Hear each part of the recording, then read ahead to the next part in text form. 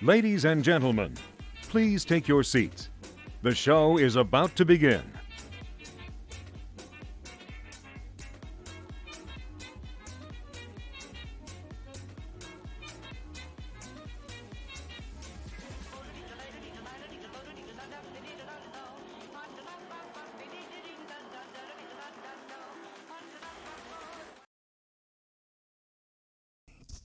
Best turn on the mic. Hello, everybody.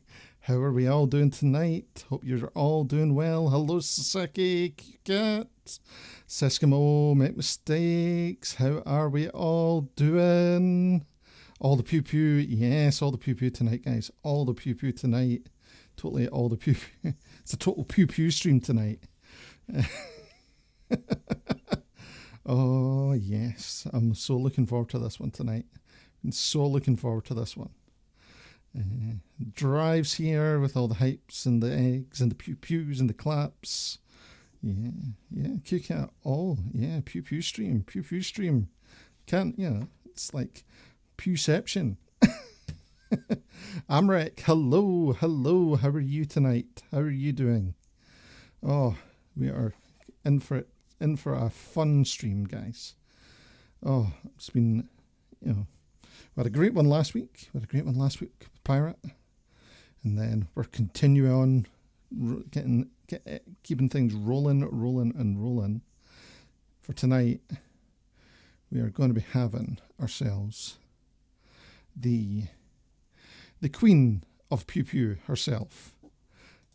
I've just unmuted her, just so she knows. The queen of Pew Pew, the one who knows how to play the recorder.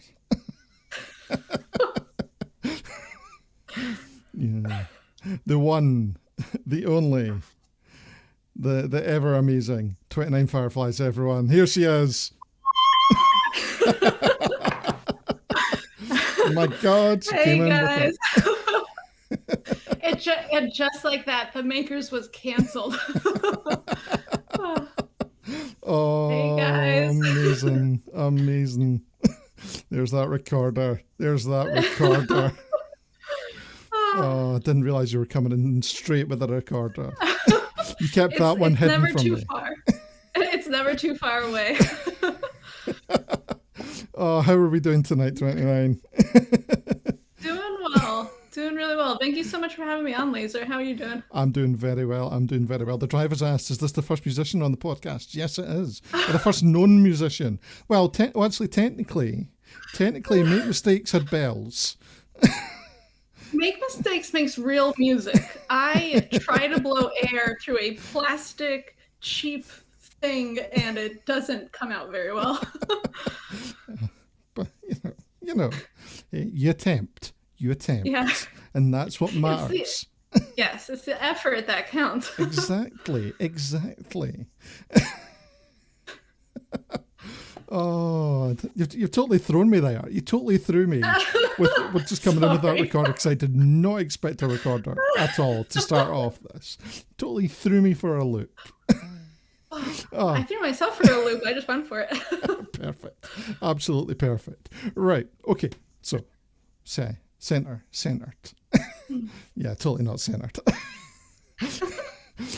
For anyone that doesn't know who you are, tell everyone, who is 29fireflies? What do you do? All right. Well, I've kind of gotten used to saying it, I guess, but my name is Sarah. This is 29fireflies, which was actually really originally just the name of my small business. But when I decided to come on to Twitch, I would just use the same name. And I mostly design and laser cut stuff on my Glowforge Basic right behind me. And I do other stuff too. I do a lot of designing. It's all mostly makers and crafting. I've had the oddball gaming stream here and there. But for the most part, making crafting, vectors of all sorts, and a lot of those vectors are being laser cut. So yes, so it's the proper laser cutting stream today, guys. It's proper laser cutting and laser cutting, both of us on stream. Yeah, the two laser cutting powerhouses of Twitch here. That's laser versus laser. It's the double laser stream. It's proper. And we're not. It's not verses here. It's totally not verses. We're just combining. No. We're combining the laser power. Mm-hmm. And it's Laser squared. Yeah, when that happens, things just get set on fire. So it's just going to get. Hopefully not too much tonight, but hopefully not. Well, mind you, I don't have access to my laser at the moment, so you're going to have to do all the laser power for me. I'll just set it on max and just let it run the whole time. Yeah. Or laser sharks, as Jenny the Rater says. Mega laser sharks. Or with our powers combined, we are Captain Laser, according to Eskimo. Mm-hmm. Agreed.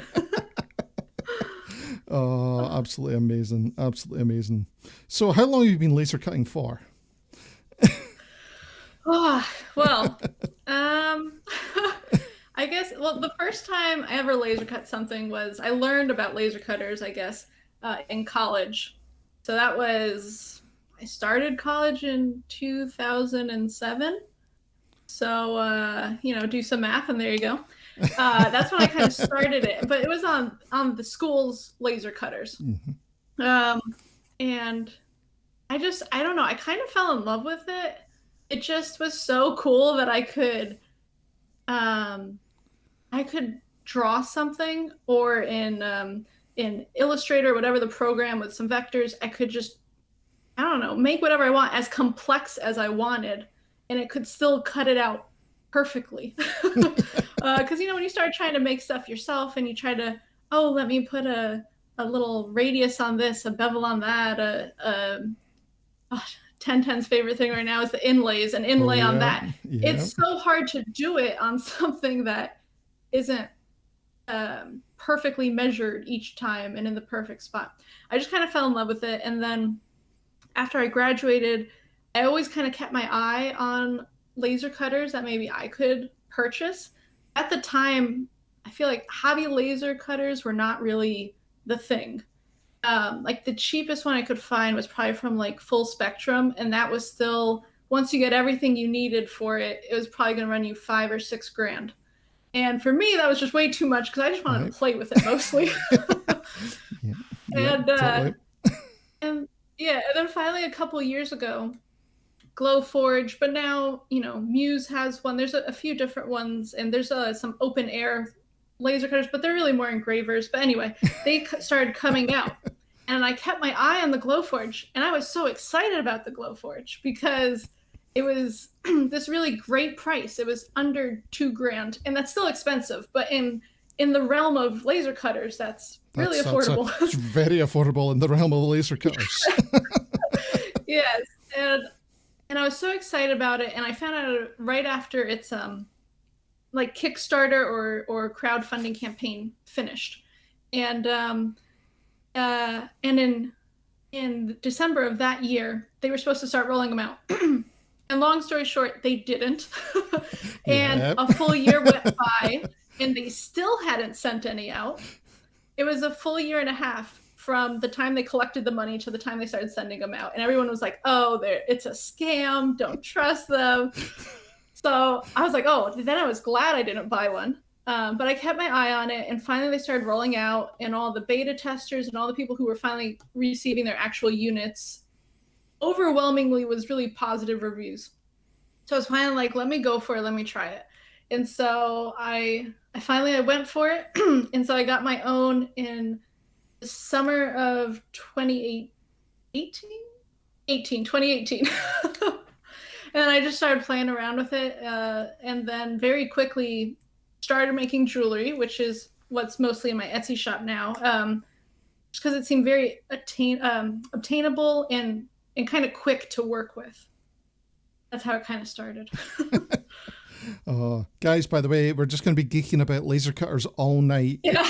Totally geeking about laser cutters. That's all it's going to be tonight, because we're laser cutting geeks. That's all it's going to happen.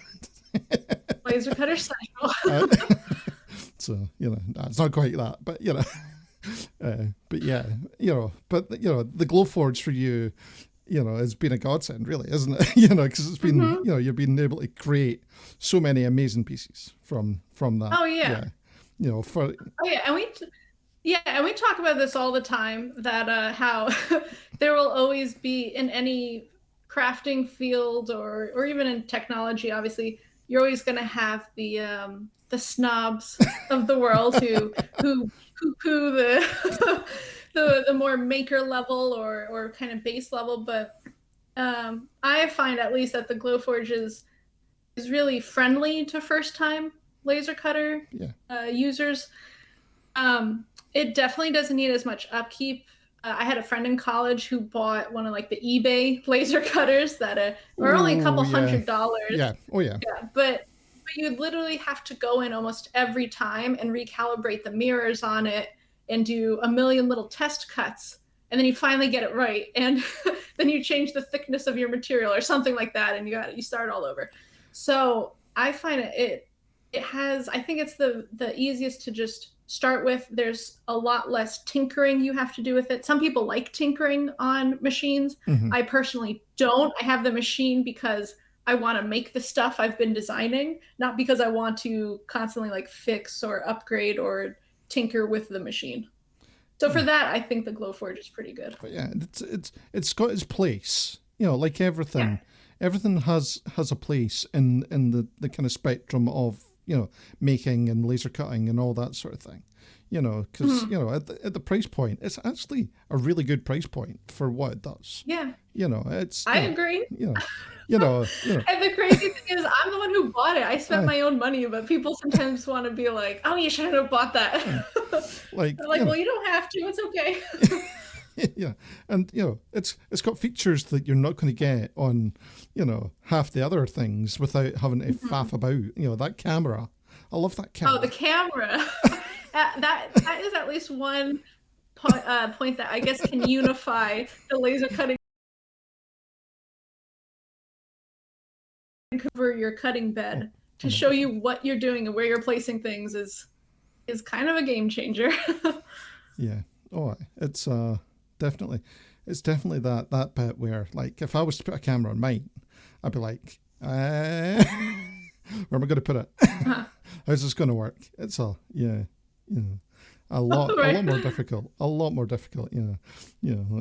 Camera. Make mistakes as a camera. Yeah, camera on your bed. They say, on the bed. They say yes. Totally. Totally. Directly on it. Yeah. They're very small cameras that are designed for make mistakes. But try to get those to work properly are very difficult. To like getting it properly aligned, all that sort of thing is can be a nightmare. Like, at least with like Glowforge, like, it's not for me. It's not designed for someone like me for what I do, because but for you and what you do, well, it works perfect. Because you also make life-size dinosaurs, so you need to be able to laser cut things that can go with it. But again, I still cut small things as well. Like I cut jewelry the same size as what you cut. And a lot of the stuff I cut is pretty small and but again, I cut a lot of thicker stuff as well. So I need something that can cut, that has that bit more power, and also, it's something with the Glowforge you have to remember also is that internationally they're not the best.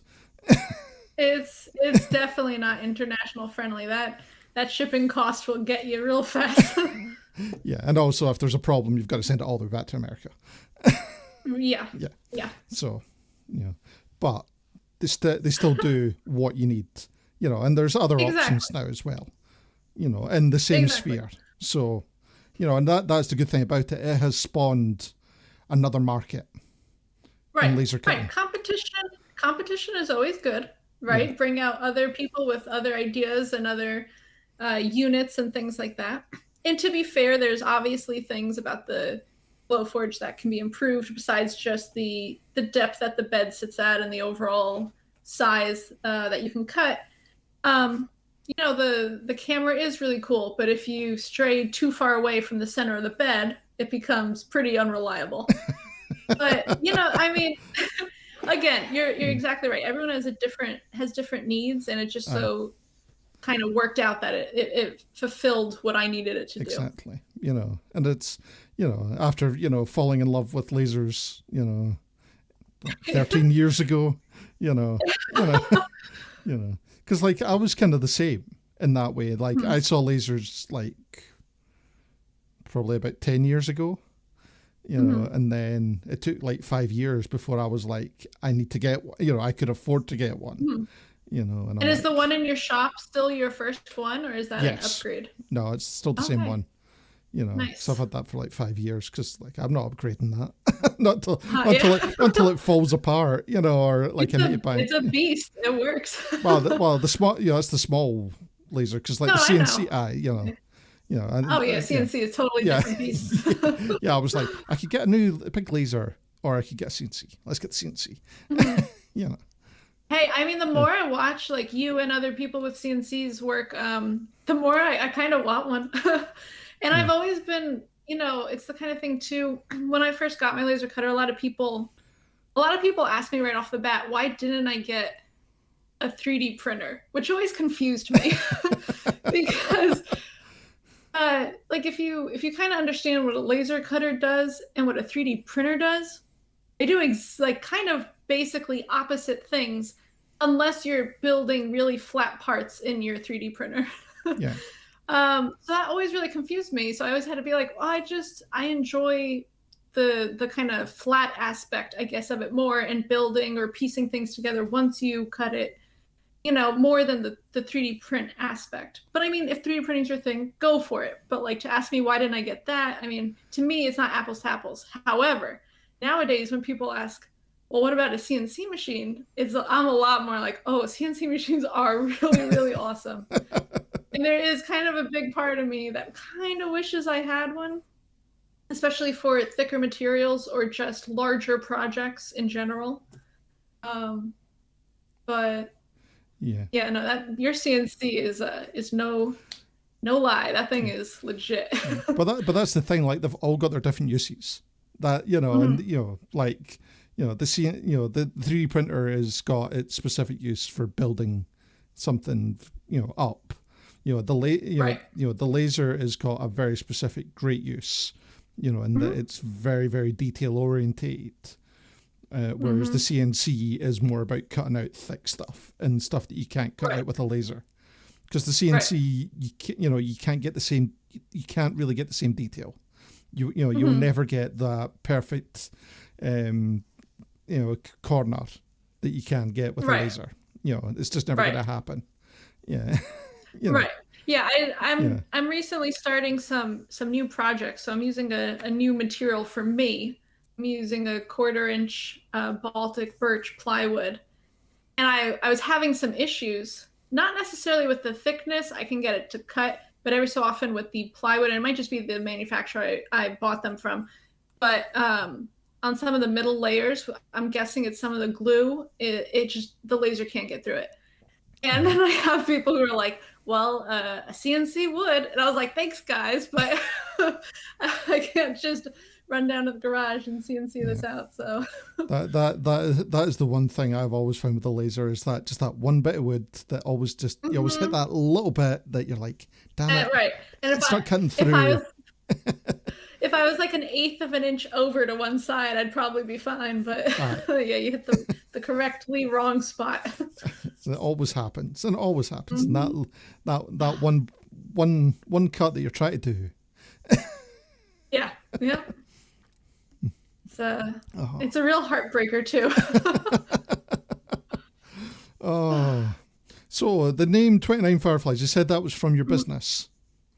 Mm-hmm. So how did you come up with that?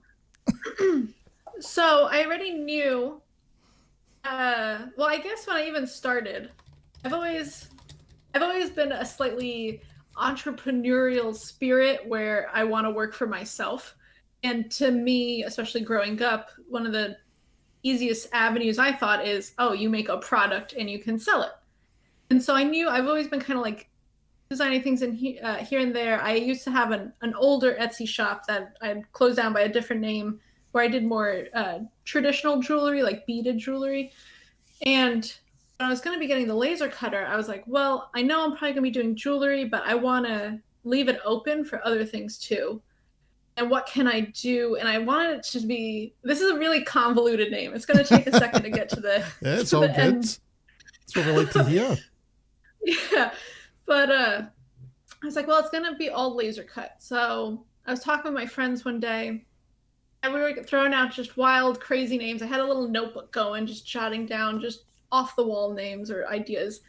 And for a little while, we kept calling it, is it lasers? And that means nothing, but we had such a good laugh from saying to each other, like, is it lasers? But finally, somehow, the idea of lasers to me then reminded me a lot of lightning. And so then I started thinking about lightning and nature and natural things. And then lightning progressed into lightning bugs, which isn't such a nice name, but obviously another name for lightning bugs is fireflies. And then the really uninteresting part of the name is, I guess 29 is kind of my favorite number. So 29 fireflies. And then when I was talking with my friends, and one of my friends who's a graphic designer, they were kind of saying like, oh, like the 9 as a number kind of breaks it up, and it's kind of not such a huge word anymore and easier to read if it's all one. Oh. We lost you? Oh. You seem to have an issue.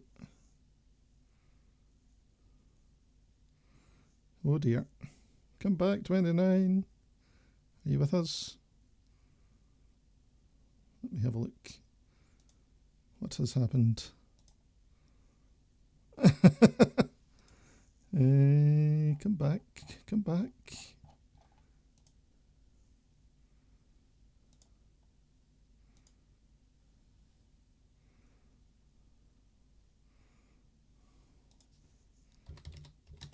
Oh dear. Yeah, don't know what's going on.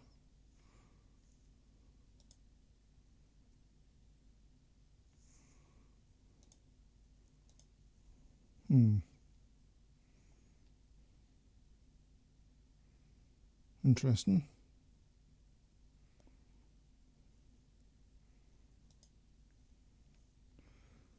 Okay, everything's fine on my end.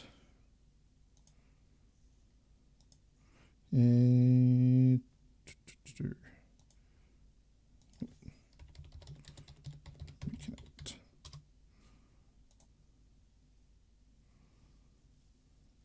You reconnect, 29.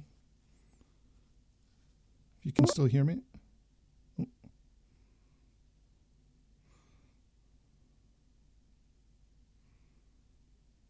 Oh, still can't hear. Nope. 2 secs, I will disconnect and see if that fixes something.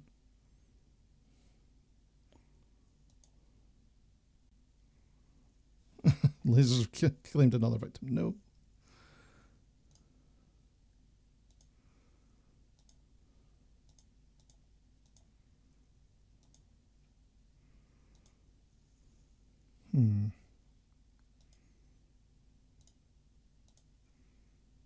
Let's let you back in. Right. We need you back in the Discord as well. We've got you back here. We just need you in the Discord.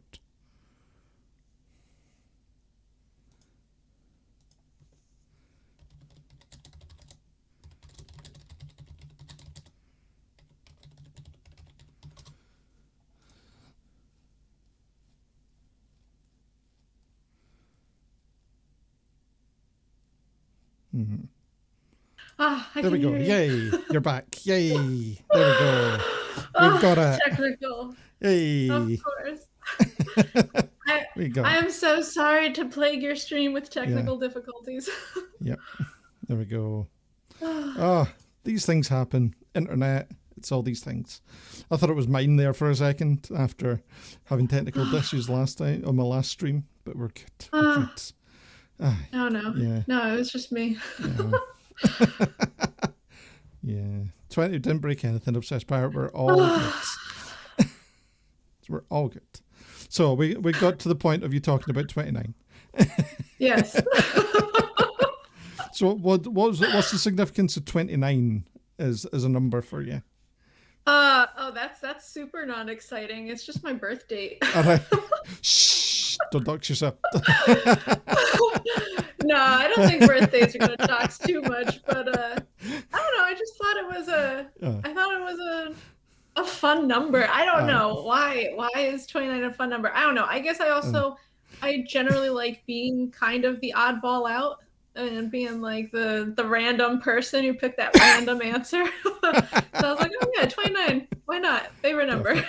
Perfect. Yeah. Oh, brilliant. So that all came together to create your 29fireflies, which is exactly a fantastic business for you. And there's your logo as well. Oh, actually, I need to put you back on the Discord so you can actually see what I'm showing, because that would help. There you go. There you are. There you are. Yes. That would help. There you go. There you are. Yeah, it's a fantastic logo. I love it. It's like very, thank you. Very, it's very concise and kind of perfect for your kind of brand. Yeah, and just again leaving that door open to kind of exploring different things, not pigeonholed in jewelry or just one type of craft. So I guess I'm a slightly pigeonholed maybe in laser cutting, but at the same time, that's really what I want to be doing. So I'm fine being there. Yeah. Well, the thing is that you've got handcrafted and laser cut, so you're not really, And that, there you go, yeah. And the thing is that little bit is easy enough to take out and change as you go, because you can totally change that up whenever and just have yourself as 29fireflies and then be whatever and whatever. Yeah, 100%. Yeah, I could change that into anything. Yeah, so you're totally sorted. You're totally sorted there. Let's, we've got. You've sent me a load of pictures and things as well. So here you are. I wasn't sure there was like too many. No, there's no such thing as too many pictures. Trust me on this. So this was a craft fair pre-COVID. Yeah, back in the day, the day. Yeah, back in the day. So yeah, I started doing these craft fairs, and then the first one I had ever done was for the like I mentioned, I got a laser cutter in the summer of 2018, and for that December, so going into like the holiday season, it was like I guess you can almost call it like kind of a friend of the family kind of thing. Kind of heard about me through my sister actually, and how I was doing like this laser cut jewelry and stuff, and at a local kind of spot they were going to be doing a pop-up craft fair and asked if I want to be part of it. I was like, yes, I always kind of want to try this. No, I'm not prepared, but let's go for it. And it was so nerve-wracking. It's definitely one of those things where you're like, you're feeling all the emotions the day before. You've done so many, a much larger scale ones, laser, but so nerve-wracking, and just kept thinking, I don't have enough to show. I don't have enough. I don't even know what I don't know if I'm confident enough in what I'm selling. All of the above. Like I don't have enough. I don't have enough sleep. Nothing. And then I went to it, and it turned out being really great. A really successful show, and just I met so many other cool people as well, and I started doing them. And so obviously this one was from 2019, because it was also during the summer, so it was about a year after I got my laser. And yeah, I really enjoyed doing them. It's also really great feedback in person. It's one thing for if you're selling online, someone might see your stuff on your Etsy or your Shopify page or whatever it might be. Maybe they keep moving and they don't say exactly why, but in person, they can kind of say like, oh, I wish it maybe came in this color, or I wish it was this or that, or and kind of the same thing for Twitch, which I like as well. You always have to take opinions and commentary with a grain of salt, but it's kind of nice to have that direct feedback so quickly. And so I really enjoy them. And I can't wait for them to come back. I had a few of them planned for 2020, and then they got axed. So yeah. Oh man, I'm so waiting on them as well. Like I was the same. Like so many conventions planned for 2020. Yeah. I'm like, yeah. So I'm the same. I love going out and selling at tables. It's so much more fun. You totally get that bit of kind of, them going, oh, I love that, or oh, that's a little bit weird, or right. What is that? Right. And it's always very interesting to me, because I find a lot of times even what I would consider maybe a strong seller online is not the thing that resonates in person. Oh, we've just and had then that might sorry, also... One sec. Sorry, we've just had a raid from that Chris PG. Thank you for that raid. I don't want to ruin your channel. No, on you go. Play the recorder for them. There we go. Welcome in, Raiders. Got a recorder raid. Let's drop. Too much. Press the right thing. There we go. Let's drop some newts. Let's get some fire. Let's get some confetti. Let's get some dancing. Woo for the raid. There we go. Welcome in, guys. Thank you for that. Welcome, Raiders. Welcome in, everybody. We are currently talking to 29fireflies, a fellow laser cutter who streams here on Twitch, telling us all about all the amazing stuff that she makes, all the fun that she does here on Twitch. If you're not already following her, there's her link right there in the chat, guys. And thank you, everyone, for those amazing follows as well. So, as we're saying, all the kind of feedback and all that.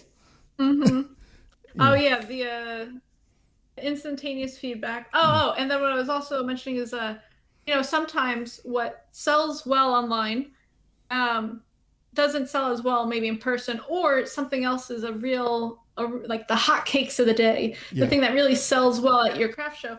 And for me, that's also kind of pinpointed or helped point out maybe my photos aren't as good for that object or that product, because something about it in person is catching. And it could also just be the style of the people walking by, the aesthetic of the people, of the, it could be a million different factors, but one of them could be on your end where it's the photos and kind of like maybe going back and getting better, capturing it better so it, shows it better online.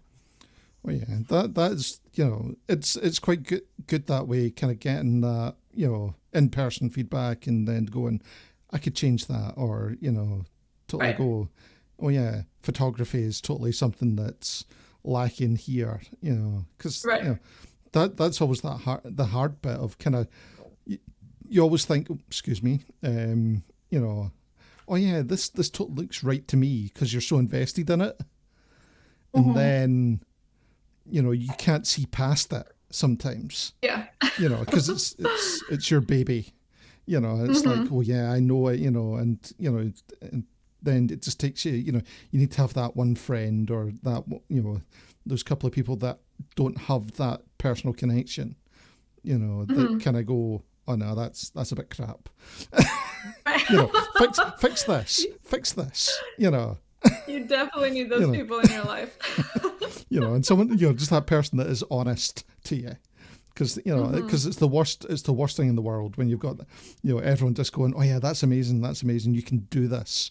It's, you need some of that, but you don't need everyone being able to do that to you, because you need someone to ground you. Right. 100%.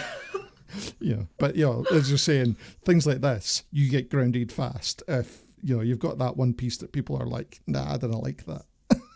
And they kind of go, totally agree. Because some people just don't have a filter. Have you experienced that? Well, you definitely, I mean, look, it's always nice to hear positive feedback, but you also need to hear accurate feedback. Yeah. So you need a little bit of both. Yeah. Have you ever experienced the non-filter people yet? Have you experienced that one yet? Oh yeah. Yeah. Oh yeah. Yeah. Oh yeah. And especially on I mean, and it's also really different whether you're seeing them face to face or if it's just, if it's someone online or for example in Twitch. Where how I like to say is like I'm always open to everyone's uh, suggestions or thoughts, or because a million times someone will in chat will say something that like I haven't thought of, or maybe I would get there one day but I wasn't there yet, Yeah. and they spark that idea and I love it. But at other times maybe I've already thought through that, or I give it a thought and I'm like, no. So I'm always like, I want to hear it, but also you can't get upset if I don't go with it. Like Yeah. you're also, you're welcome to do your own projects as well. But when I'm doing my projects, I need to pick and choose and see where is this going to, and Oh yeah, totally. nurture it along. It's that bit where that is a good thing about Twitch, is that there's lots of kind of experts out there that that will jump in and go, oh yeah, have you thought about this? Yeah, just like a LiDAR just mentioned. I was just about to bring that up. Yeah. So LiDAR's just asking, except you won't make a panel for your window. Can you explain this one for us? Yeah. So I'll say honestly, from nearly day one, people have been mentioning. So I guess some background for anyone who might not know. Laser cutters have to vent somewhere or exhaust somewhere. They have some new fancy ones that'll go into like a charcoal filter. I don't know how I feel about those, so I'm fine with just. It basically goes through a hose or a tube, the kind you would use for like a dry. It goes out a window. That's all it does. And when I open up the window to put the tube out, I have this towel that I stuff in the other space of the window and then close the window down on it.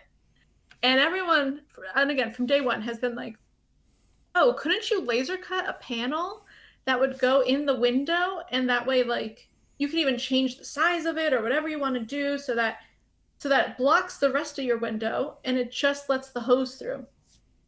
And I've had to say it so many times that that's what we're joking about in chat now. I made a command for it. But yeah, I could totally do that. Am I going to do that? No. I personally have no interest in doing that. And I have my reasons for doing the towel. The towel for me, it's insulation. It's great for the summer. It's great for the winter. It's great for keeping the bugs out. And yeah, I totally could. And now it's kind of like a running thing. So, I mean, now I really can't, or then I'll have to eat my words. But, Yeah. Exactly. It works. It works. Exactly, so there's no need to fix. Exactly. Yeah, and the thing is that it's not a necessary thing. Like for the first 3 years of when I had my laser, I just hung mine out the window. I didn't insulate at all. I just hung it out the window. Well, there you go. Yeah. Oh, so you didn't even have a blanket. No, I just hung it out the window. Oh. Oh, then how dare people come for me for this? Yeah, the only reason I now have it venting out a vent is because there's a vent in my workshop that was free there when I moved in. So I'm like, well, let's get an extra long piece of hose that can now fit into it. Right. At that point, you basically have to vent. I mean, it's begging you to, but yeah. But mine goes through a charcoal.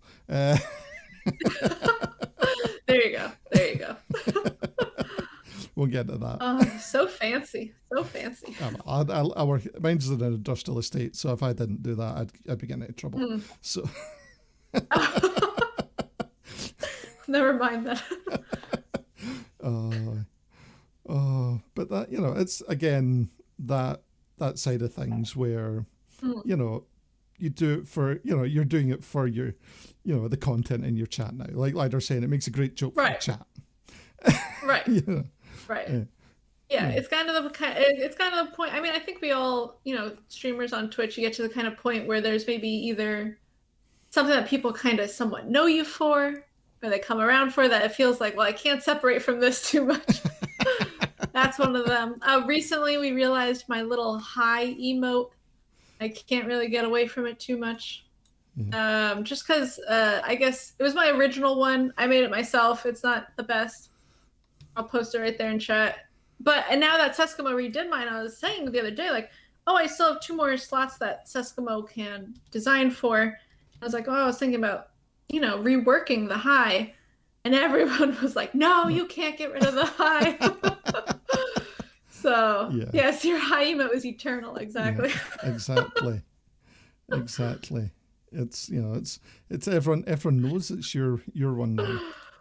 Right. And it's kind of the point. I was slightly embarrassed of it because it was just my real quick, throw something together. I knew I always say hi when I jump into someone's chat. So since I was the only person using my own emote, obviously at the time, like, I'm going to do the hi, but I guess it lives on now. But that, it's exactly what, it's one of these things. It's just will be forever yours now, Right. And right. you've got, I have to accept it, embrace it. Exactly. Embrace the things, embrace it. Until chat finally goes, oh yeah, it's fine. Right. Or until you, the thing is though, is that you can't, chat will also be accepted if you want to decide to change things. Because again, it's your channel. Yeah. As much as they'll moan and groan about it, you make something better that they'll kind of go, oh yeah, that's even better. We'll be happy with that. Because Right. Or I go just the long game plan in which I keep changing just the slightest little thing about it. Aye. Every couple months, I change the slightest thing until you don't realize, and a year later, it looks completely different. Exactly. How did you actually start off in Twitch? It was pretty random.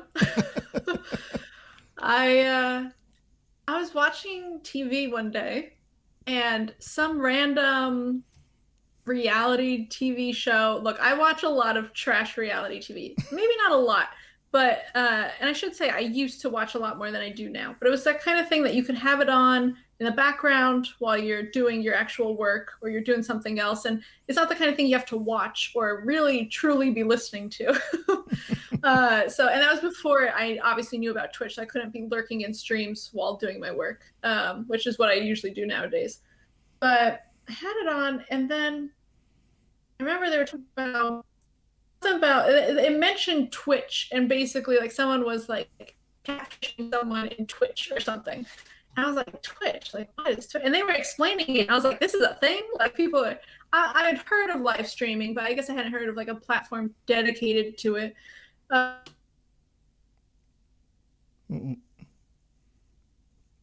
think we've lost your voice again. Oh. We've lost your voice. Oh no, are we back?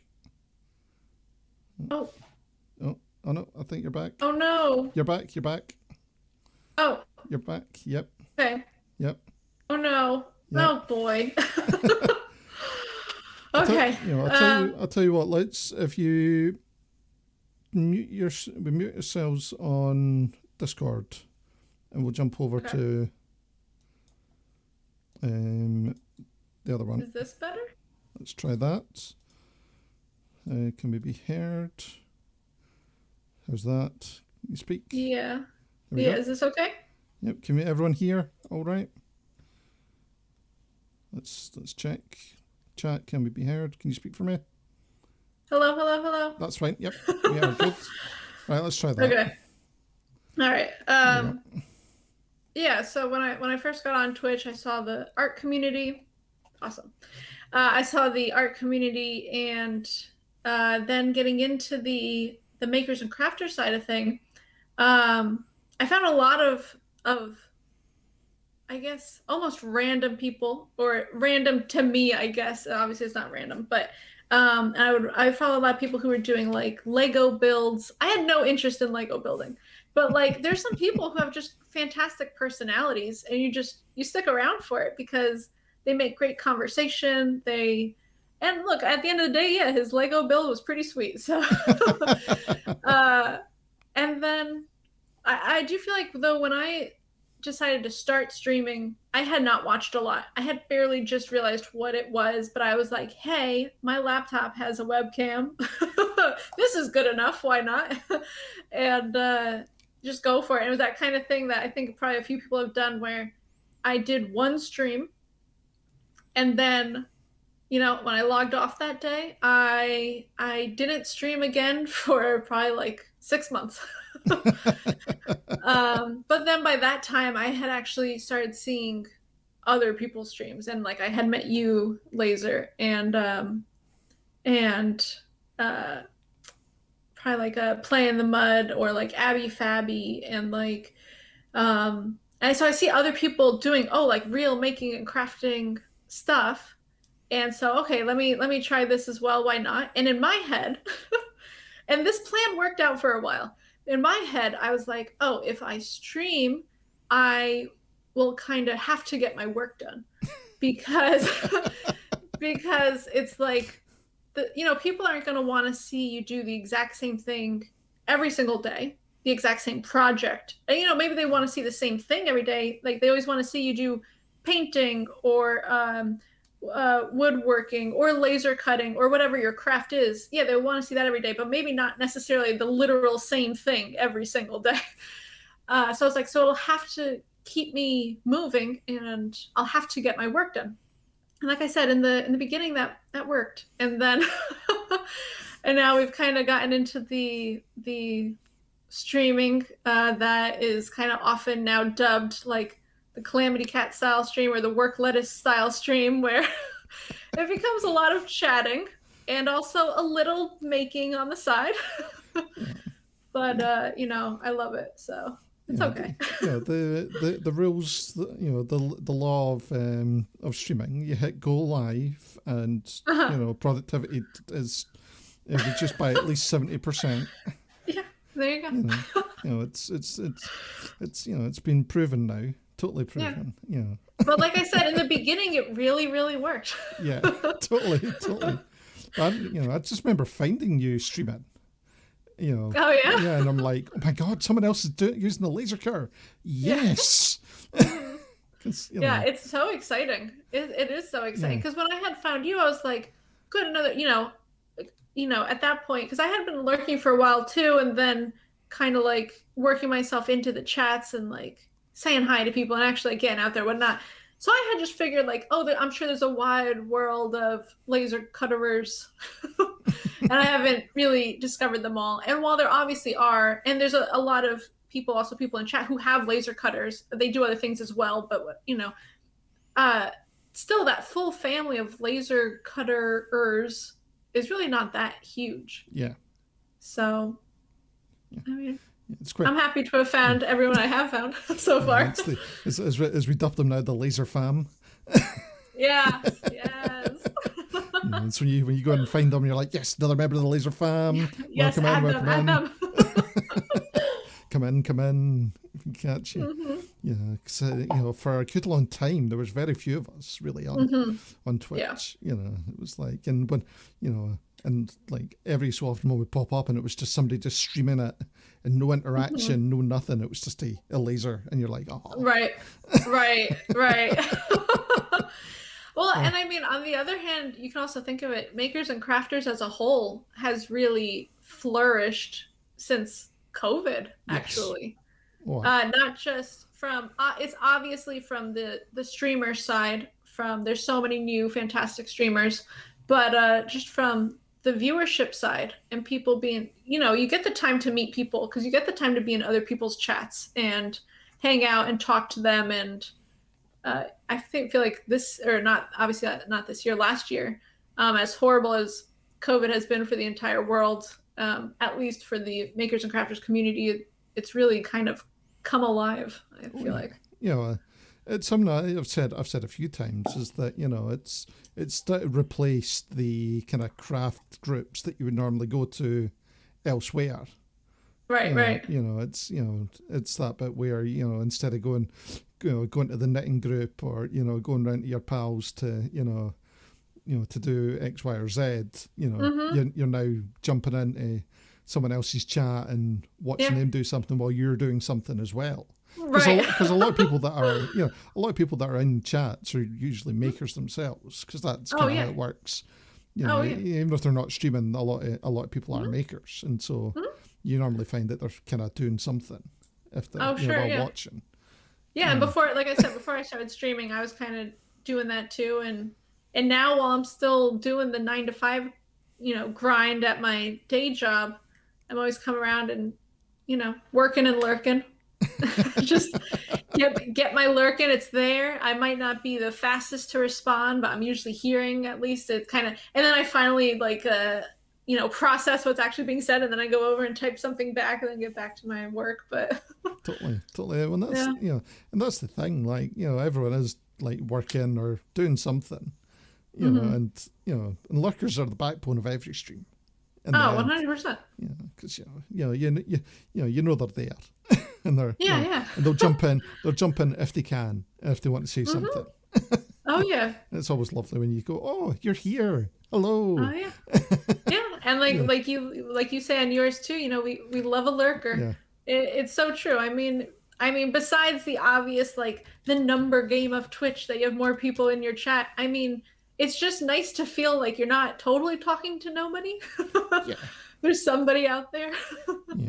But it's that bit of, especially makers and crafting, a lot of the time, I don't think many of us are trying to kind of go for hundreds of thousands of viewers. Oh, no, I mean, we would truly get nothing done if that ever happened.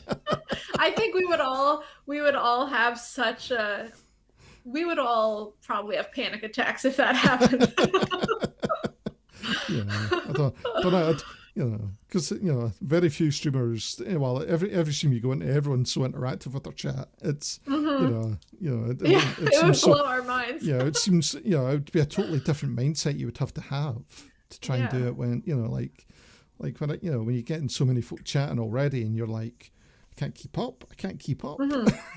Oh, and it's so overwhelming. Like if you ever go into one of those streams, the kind of streams that would have well, obviously thousands of viewers, but even just hundreds of viewers, even just when you get into the high, like the high tens of numbers, 80s, 90s, whatever, like chat is flying fast. And, generally we're a group who likes to respond, like you're saying, and be able to read chat and know what's going on. And yeah, you're right. You probably have to adopt a totally different mindset, which I'm sure a lot of people can adapt to it.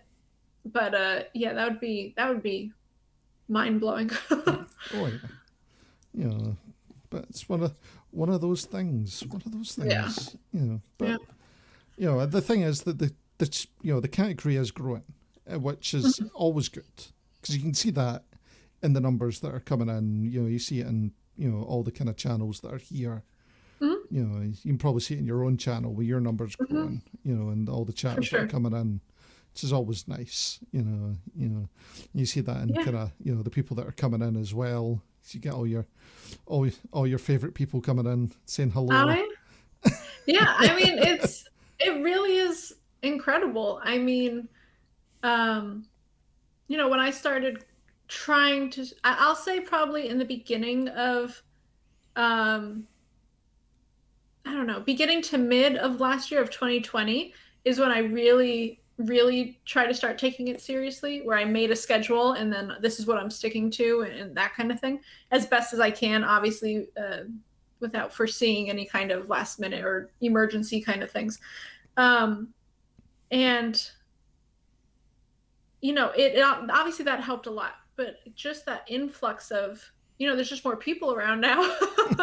There's more people coming in saying hi. I've met so many awesome people, but it's so amazing to think that beginning of 2020 and then, for the latter half of 2019, when I was streaming, but not on such a regular basis, maybe just once to 2 times a week, the difference of, streaming for 1 to 2 people and then like, oh my God, it was such a good day today. We had 6 people. Like, it was so exciting. We had 6 people and 2 of them were talking. Like, it was amazing. To now, just, I'll oftentimes having people saying hi before I get off the starting soon page. It's so exciting just to have it really feels like a community, right? And it really feels like, oh, my friends are here. And I just saw you earlier today in somebody else's stream, but I'm seeing you again, and it's such a great feeling. And it is that lovely thing where there is such a community growing out of everything. And that's, and everyone is kind of jumping around and coming into other people's chats, and everyone is starting to see bits of growth happening all over the place, and it, it's the only way's up now, really. For sure. And it's gonna, it's going to be good for everyone. Oh, 100%. I mean, it's been said now so many times. What is it? Rising tides lifts all boats. That exactly phrase. And I mean, it's so someone else doing well in your space can only be positive for you too. It's bringing more people. It's letting people know about your space, and then they will naturally get curious about what else is going on around here. They'll find you as well. And I mean, obviously there's a lot that goes into it. I mean, you gotta, there's still the kind of things you have to have at least somewhat okay quality for whether it's your camera or your audio or whatever it is, however, whatever your setup might entail. There's obviously some content in there where, someone has to have at least somewhat interest of something. And like I said, I still watch Lego builders sometimes, and I still have no interest in Legos. But if your final product is so cool and the way you talk is so engaging, it changes things. And schedules really do help. I think sticking to a schedule, and people kind of know, like, oh, well, at Monday on this time I usually go here, and on Thursday at 4 p.m. Eastern I come here to see Laser Geek in the makers chat. That helps so much. But then like we're saying, that added boost during the last year just was kind of like the cherry on top of really bringing the community together and boosting everybody up. Totally. Good. You've totally summed that up totally there. Let's jump back to some pictures. Is it still showing? Yes, it's still showing. That's right. I was just double checking that you could still see things. Could you actually reshare that on Discord? Because I don't know, it's like loading, or I can see it probably on. Let's double check. It should be working now. Is it working now? It thinks that it's. Oh, 1 sec. I'll redo that then. Oh, okay. There we go. That better? Yes. Yep, thank you. Perfect. That's it. Right. Okay. So where am I? Find the right one. Yeah. So we've got. You sent me a little video to show us what you. Oh yeah. Look at this, guys. Actual lasers at work. In case you've never seen what a laser does. This is, we've got. We did say this was going to be a pew pew stream. Yeah, so in case anyone's never seen what a laser cutter does, let's kind of show you.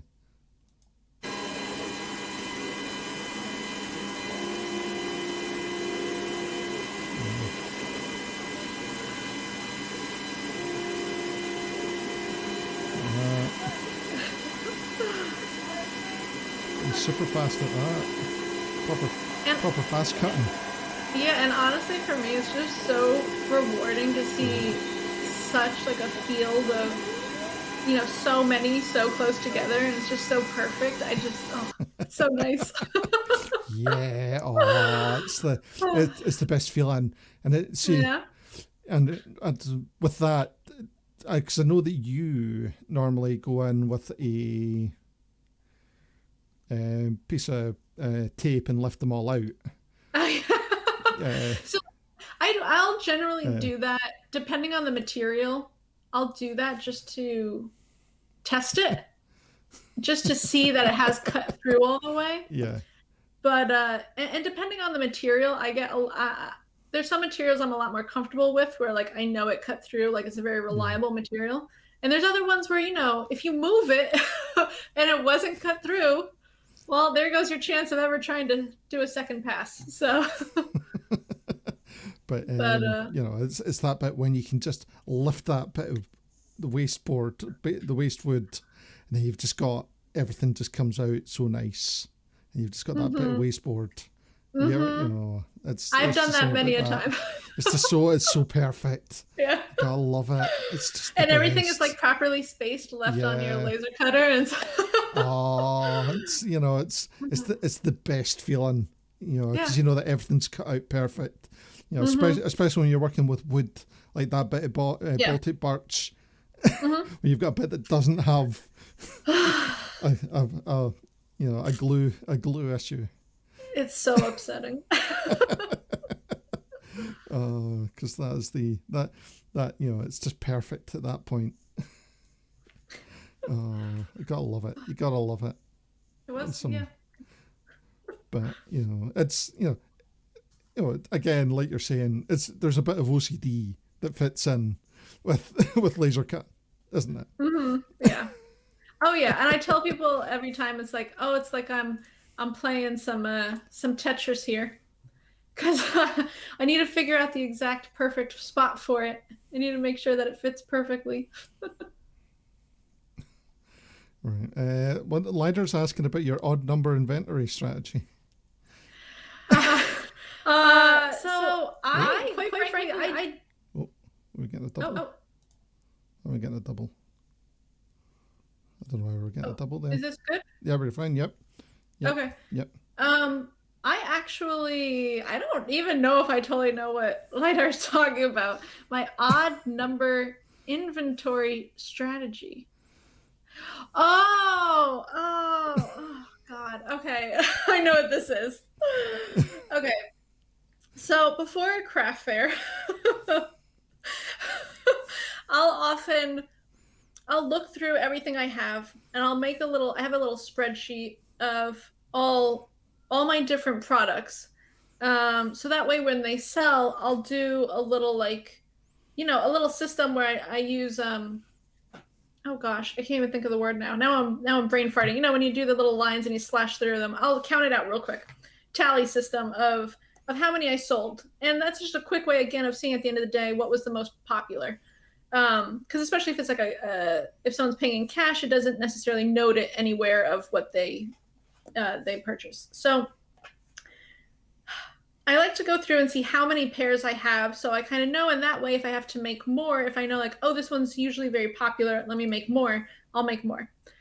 The last time I did this, I was going through them, and for so many pairs of earrings, so many, I can't even, it was like, I don't know, 7 or 8, like so many different pairs, totally different styles. They had an odd number. And for earrings, you generally sell them in sets of 2. I could not understand, because when I make earrings, I always make them in sets of 2. So, if I'll always make like 8, I'll always laser cut like 8 of them out so I can have 4 pairs. I'll always do it in even numbers. And I'm counting through this, and I was getting so frustrated on stream because it was like every other one was an odd number. And and every time I'd be like, how? And like, in my marking system, I couldn't say that I had to make 1. I would have to say I have to make half of 1. So then as we're going back through the list, so I'm actually laser cutting it out, I'm like, all right, so we're going to make 2 pairs of this and half a pair of this one, because it's just so many half pairs. It was just insanity. I don't know what happened. Everyone was suggesting maybe my husband snuck in one day and started stealing individual sets of my earrings for no reason, just to make me go nuts. I don't know, but I don't know what happened. I didn't figure it out, but that's where we blame the workshop gremlins. Yeah, it's totally what we have to blame. They figured it out. They figured out where I kept everything, because it's where it was really going wonky. So it's where the same things that steal the tape measures and the calipers and any other thing that you need in your workshop. Exactly. And then they end up somehow putting it right in front of you, but it wasn't there previously. And like about 3 months' time, you'll find all of those earrings, and you'll be like, why have I got all these single earrings? Probably, yeah. On the other hand, why do I only have 1? Oh, it's always the same. It is. Jeez Louise. Oh, brilliant, brilliant. Where were we? Where were we? Find the right thing. Now, this when I first jumped into your stream, these were the thing you were most known for, your foxes. Yeah. This was kind of your big thing. Yeah, and sometimes that's how the cookie crumbles. I'm always very straightforward in letting people know, out of everything I make and everything I've designed and sell and things like that, this is the one I didn't design. Which, that's how it goes. But it was just that kind of thing where I decided I wanted to do a fox because I already had a cat earring. And I was like, well, foxes are real cute. Let's do a fox.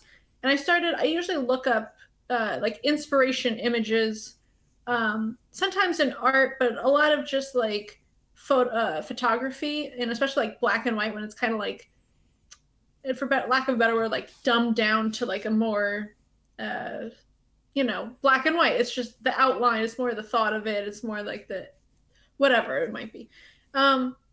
Anyway, I happened across this and I was like, oh, well, this is pretty perfect already. And then looking at it, it went to an Etsy shop where she was selling the design for mass production. Well, you could buy it for like one-off use or personal use, or you could buy it for kind of like a mass production use. So I was like, all right, yeah, like I love it. Why not? Let's try it. And so I bought it as the mass production use. And yeah, it's very, very popular. She's a fantastic artist, obviously. But I'm I'm always straight up with people that like, this is the one. Well, that and the snowflakes from last year. But those got very popular as well. But I love them as well. I think they're freaking adorable. I guess on one hand, you could think of it like, I got the vector program from her and I turned it into a laser cut thing. I guess there's something I did. Yep. And I actually hit the button that said to laser cut. So I did something here, but oh, totally. Yeah, you did some work with it to make it. Yeah. Isn't just like you went, oh yeah, this is mine, I'm just selling it on. Right. Oh, no. Yeah, and I'm always straight up. And I think all of us as designers, we get very sensitive too about, there's so much in the design world that gets stolen that, first of all, I would never just take someone's art without working out either a deal with them where I'm paying them, or something like this where they already have something set up where, you pay a certain amount for the rights to it. But yeah, I think at least I would like to say, I think most of us in the makers crafters community is kind of like, you stand by your work, and you wouldn't want someone doing to that, so you're not going to do that to somebody else. Oh yeah, well, it's something I've had chats about many times on my stream, copyright and all that side of things. Because like I use a lot of stock, but I use a subscription stock site where everything is legally sourced. And everyone, and I know that everyone is being paid for, the rights that I, for everything that I use. There's, the rights are being properly given. Excuse me. Yeah. Right. So it's always it's something that and coming from a photography world as well, copyright has always been a big issue. Yeah. And like you're saying, you come from. Your main job is working in design. Yeah. So yeah.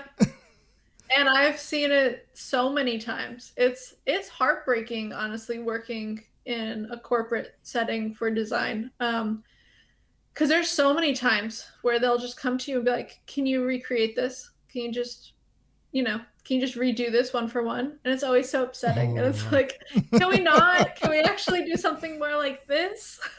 And I'll almost always in that setting be like, I'll do it, but I'll also do some other ones where it's tweaked, where it's not quite exactly, and be like, and I'll try to push those, and I'll try to be like, this is more what you want. This is what you want. And but at the end of the day, I mean, I don't get a whole lot of say, I guess, besides just flat out quitting. But but it's upsetting. So at least in my own personal life and my own personal business, I wouldn't do that to anybody. Oh, yeah, totally. So that's the thing for you. Like you've got this, you've already well, like in the laser cutting world, it's not just about using the laser Right. as such. Right. Like, and that's the thing. People are like, oh yeah, you buy a laser cutter and then you can cut stuff out. It's Right. totally not at all. Right. Which is actually what a few people have mentioned this before in my stream as well, because some people have also mentioned of, some people do go down that road where they really do want a laser cutter. They have a few things in mind that they want to cut out, but they're maybe not as skilled in vectors or programs or 3D programs or whatever program you use to make your source material. And so they have to kind of like buy these files that are already prepped for them and whatnot, and that's maybe an avenue I could go down too, because I kind of know how to prep the file to do the cutting. And I understand that. I guess I had always viewed it as, oh, well, if somebody has the laser cutter, then they know how to do the files. I guess that's like one of those assumptions going into it. And now I've kind of realized, no, there's definitely a market for, making the nice files that are already, that are totally ready for you to just input your values, your program settings for them. And I mean, I guess, it makes sense to me that if you price it correctly, then why not, sell it for whether it's one-off use, personal use, or a larger operation. Oh yeah, definitely. Like some people would definitely appreciate that because not Mhm. everyone knows how to use Illustrator, knows Right. or any other kind of vector software. Mhm. And like especially some laser cutters don't come with very intuitive software. Yeah, yeah. you know, you For know, sure. RD Works isn't the best. Yeah. The software for the Glowforge is pretty all right. It is. That's another thing. Pretty plug and play. I Yeah, mean, but in that case too, it's a SVG and it has to be the correct colors. It basically is reading colors. Um, so you have to have that set up correctly, but um, it's pretty straightforward. yeah, but it is that bit where at least your own experience. Were you trained? Is that what your kind of degree and stuff is in, or? So my degree is in industrial design, uh, which for anyone who doesn't know, industrial design is the design of mass-produced products. So it obviously differs from something like art because it's art, you can try to recreate, but you can't necessarily mass produce. Well, I guess in some places you can, but or prints you can, but it's very open ended where you could kind of go into anything from furniture to lighting to car design to um, I mean, home textiles, just anything that will get mass produced. The designer who designed it is generally called an industrial designer.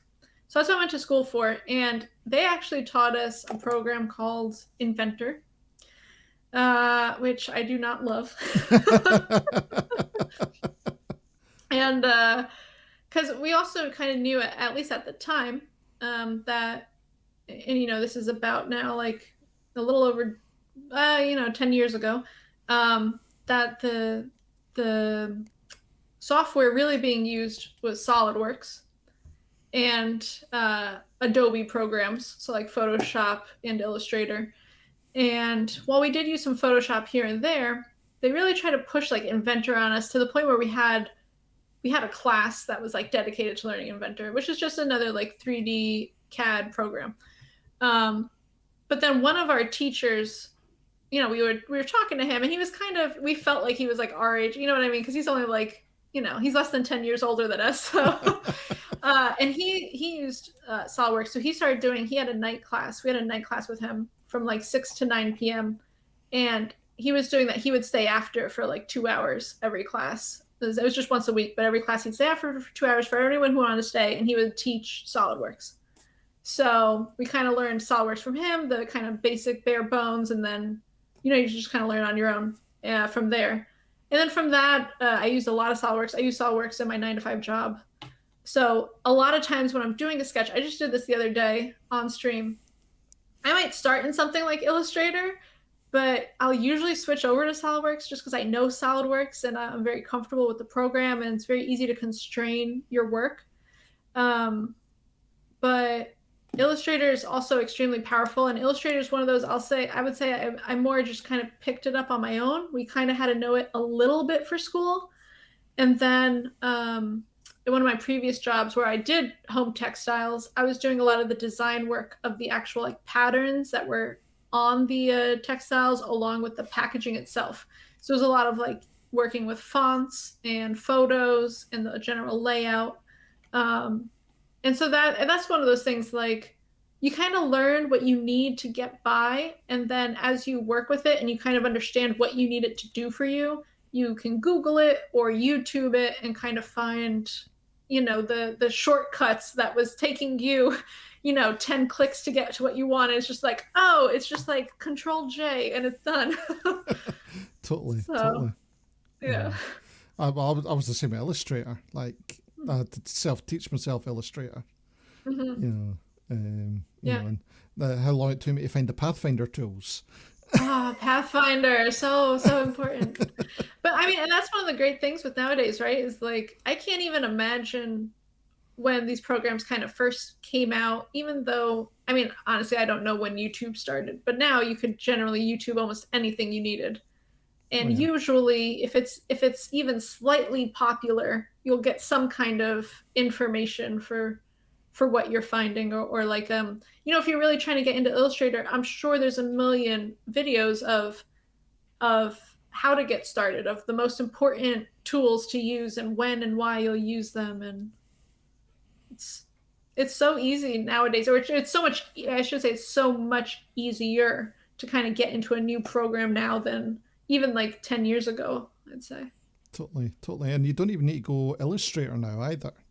Because Adobe Affinity Designer is an alternative to. Mm-hmm.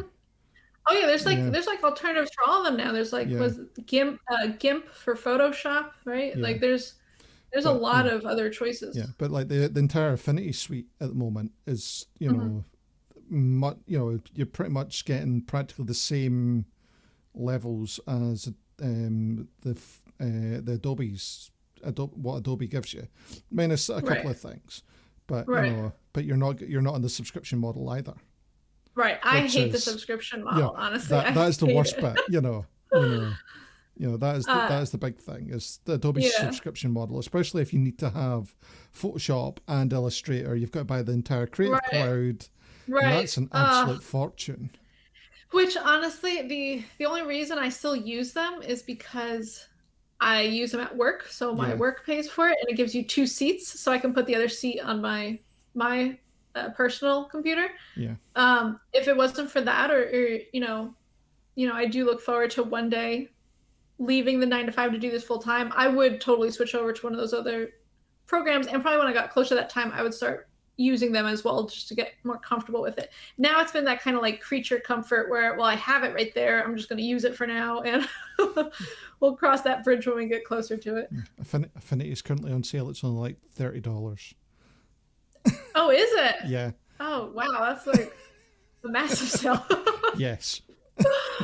Okay, well then maybe I'll be getting into it early. And that's the other thing, like for Illustrator, I feel like Illustrator is totally missing out on, like, if you told me it was going to be a lot more expensive, like, this you said is $30, but if you told me Illustrator is going to be like $300, but it's lifetime, and it's, maybe it doesn't update as quickly as they update things in the cloud, but it's lifetime, you'd get a lot of people, including probably myself, who would just be like, fine, I'll just do it because I like the program. But I think there's a lot of people. I think the cloud service of like putting them all together in Adobe Cloud and all that, I feel like that's really targeted for businesses and large businesses, right? Where you're going to have to be buying like 5 seats anyway, so you might as well buy the whole suite for them. For the individual person, I don't feel like it makes that much sense. Yeah, well, like I've bought the subscription for my business because it was what I needed to buy, because I need to buy Illustrator, because I couldn't just get it on its own without, you know, outlaying a massive amount on just Illustrator. So it was a better option just buying the full Creative Cloud. Right. You know, because it's the only way really they can do it now. But like, you know, since being introduced to, you know, the Affinity Designer, it's like, you know, making moves to move over to that. There's some features that they've not got, like image trace, you know, but, you know, there's other options out there like vector magic, things like that, that, you know, in the end, you know, it's a, you know, that's, you know, the payment for that for, you know, is like a couple of months of paying for your subscription. Oh, for sure. For sure. Yeah. You know. And yeah, that's what I'm saying. Like, yeah, people are doing it. People are paying it, but in the long run, I guess it just doesn't make sense that or especially for people starting out to, you know, people wouldn't probably just start out jumping straight into the Illustrator if they decided, oh, well, I want to start using that program. You're probably not going to pay all that for it. So. Yeah.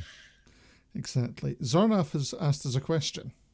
Yes. It's a fun one. What's the weirdest thing either of you has ever been asked to design? I can tell mine. Yeah, while you're thinking about yours, yeah, because I've told this story many a time. It's a banana rack, a rack for holding bananas. That's funny. Yeah, still the weirdest thing. Wait, is it the kind that like stands up with a hook and then it holds the whole? No, hook of it's literally for them to sit on top, so it just held bananas on it. Yeah. So it was like kind of flat, so they just lay on. So they were aerated underneath. Wow. Okay. I mean, I guess some people might need that. Somebody wanted that because it meant that the bananas didn't go as bad so quickly, supposedly. And did it work? I have no idea. Did they give you feedback? No. Wow. All right. Well, I don't know if I can beat that. Let's see. One of the strangest things, I guess, kind of like it was like a collab project quite a while ago. Was honestly, it stuck out with me because of the name. It was called the Headband Hound, and it was like they wanted this dog, but it wasn't a hound. Like it wasn't like one of the dogs that go like sniffing for trails. Like it wasn't a real hound. It was like a dachshund, and they just wanted this like long thin dog because people would put like their hair bands on it, and we didn't totally get it. And we're like, "Are you sure this is what people want?" And they're like, "Oh yeah." I don't know if that really went anywhere. Yeah, okay, but then I did another one that I thought was a little strange in the beginning, and then I thought was a great idea. I don't think it ever actually went somewhere, but the guy needed drawings he wanted to go for a patent. I don't know if he got the patent. But long story short, and just very generically, it was basically just this idea of how to, instead of like the rolling carts that you'll sometimes see on like beaches, how can you bring all your stuff to the beach in one trip? So it's basically this crazy like kind of board on your back that can hold like your chair and your bag and your towel and your toys and your whatever else you're bringing to the beach, your lunch, all the different things. That was a little strange too, but I was at the same time by the end of it, I was like, I kind of want one of these. The one for the headbands. Hound. Yeah, the headband hound. That sounds amazing in the weirdest of ways. That is very much on par with the banana rack, to be honest. Yeah. You know, because it's one of these just random things that only a very select amount of people that will actually want. You know. Oh, it'll make somebody happy. Exactly. You always get, like, I don't know, sometimes, like, because, like, for me, I get custom orders a lot from, like, clients. And most of the time, they're just boring stuff. I don't know, I don't know if you get the same for yourself. So do you do custom work, or is it mostly your own sort of design sort of things that you do? Yeah, I do custom, especially now with much more since I've started on Twitch and people see that I do a lot of vector work. I've gotten a lot more kind of like odd and end jobs like that. Previously to that, it's more like it's been through the grapevine of people who like are looking for a designer or someone who can somewhat sketch or draw or get an idea onto paper. It's usually more like that kind of thing, and I'm like, all right, yeah. I mean, honestly, generally the ideas at least somewhat intrigue me, even if I don't totally get them. I think they're somewhat interesting. Yeah, it's always good. Yeah. It's always fun when you get the interesting jobs. Interesting jobs Yeah. are so much better than the mundane cut me Oh, out a for square Oh jobs. yeah. But at the same time, I guess if if it's an easy paycheck, why not throw some of those in now and then? Oh, I, oh But no, well, you don't want to get too bored with it. oh yeah, like oh well, I would never complain about Right. getting that. To be perfectly honest, never complain. Right. Because the cut out of square jobs pay the rent.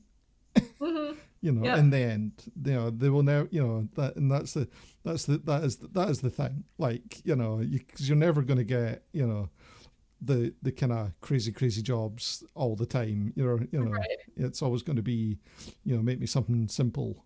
Because Right, a lot of the time, I don't know, if you've experienced this when someone comes in first and they're like, oh yeah, I want this amazing Yeah. thing, and then you go, okay, it's going to cost you this much, and then they go, I want this instead. Yeah. Something much smaller. Yeah. I've had that, and a lot of the times I'm still not great on pricing my time / really the laser time. Obviously I'm great at pricing material. As in, like, I'll just pass the price of material on to whoever it is. But for even the and so I generally feel like I'm being kind of like either lenient or kind of like underrating it or whatever. And still when you get that pushback, then it's like, okay, well, come on, like it has to be worth somewhat of the time to do this, even if it is, or depending on what it is. Like I had one that to cut out, it was a whole bunch of letters, but they wanted it from really thick material that my laser cutter couldn't do. So I said, well, I could do it in 1/4 inch and you could stack it, or you could make it fun where maybe it keeps coming in and then it'll look like it's like you could have different colors. Like you can make fun and have a good time with it. But yeah, I ended up telling them the price and like, let me get back to you.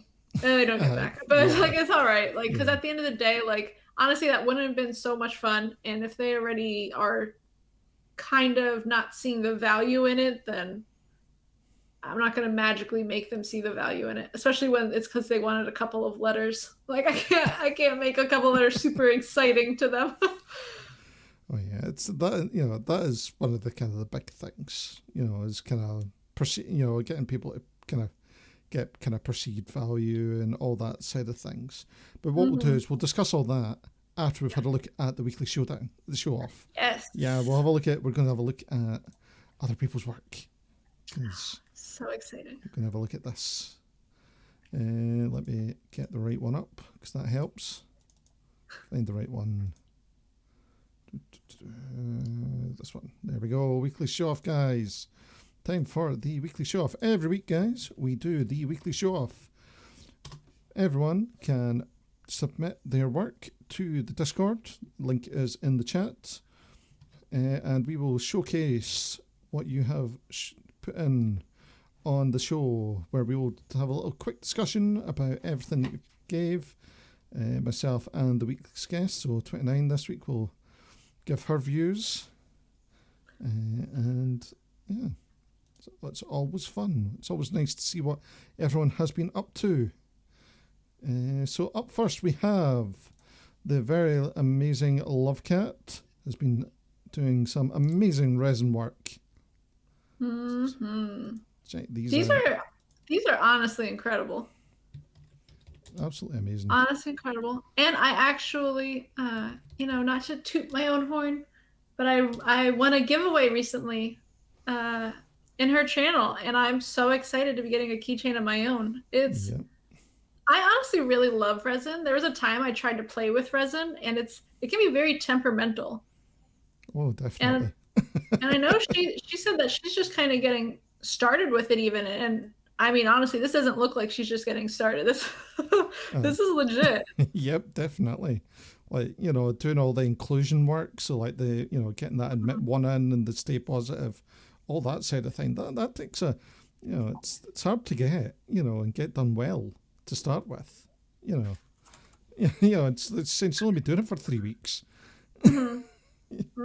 Like, yeah, but I also love like the chunks in it, like and she has so many on her Discord that you can choose from, so many of the different kinds of like beads that could be in it, or like flower petals, or the glitter, or the chunky glitter, and it's like actually floating in there. I don't get even how that works, but she's doing a great job with that. Exactly. Like I was playing with resin on my stream yesterday.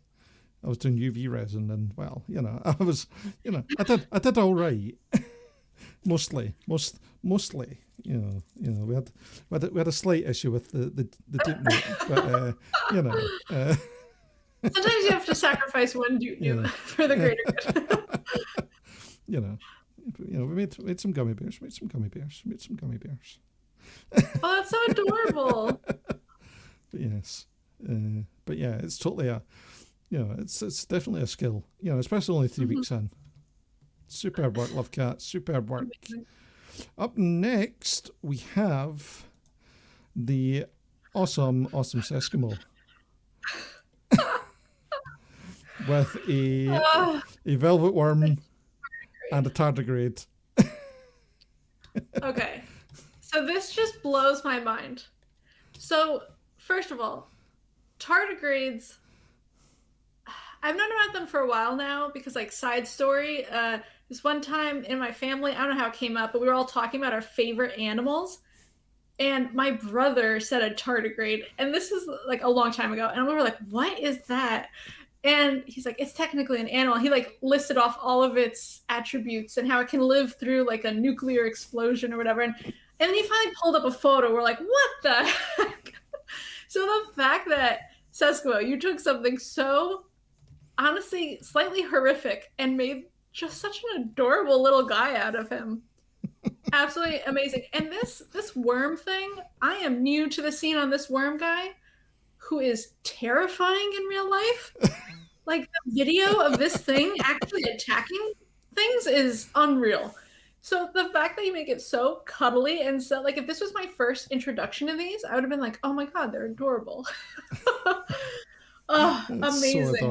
It's so adorbs. It's like... But we also know, like, Seskimo is my favorite emote designer, so totally. She really can't do wrong to me.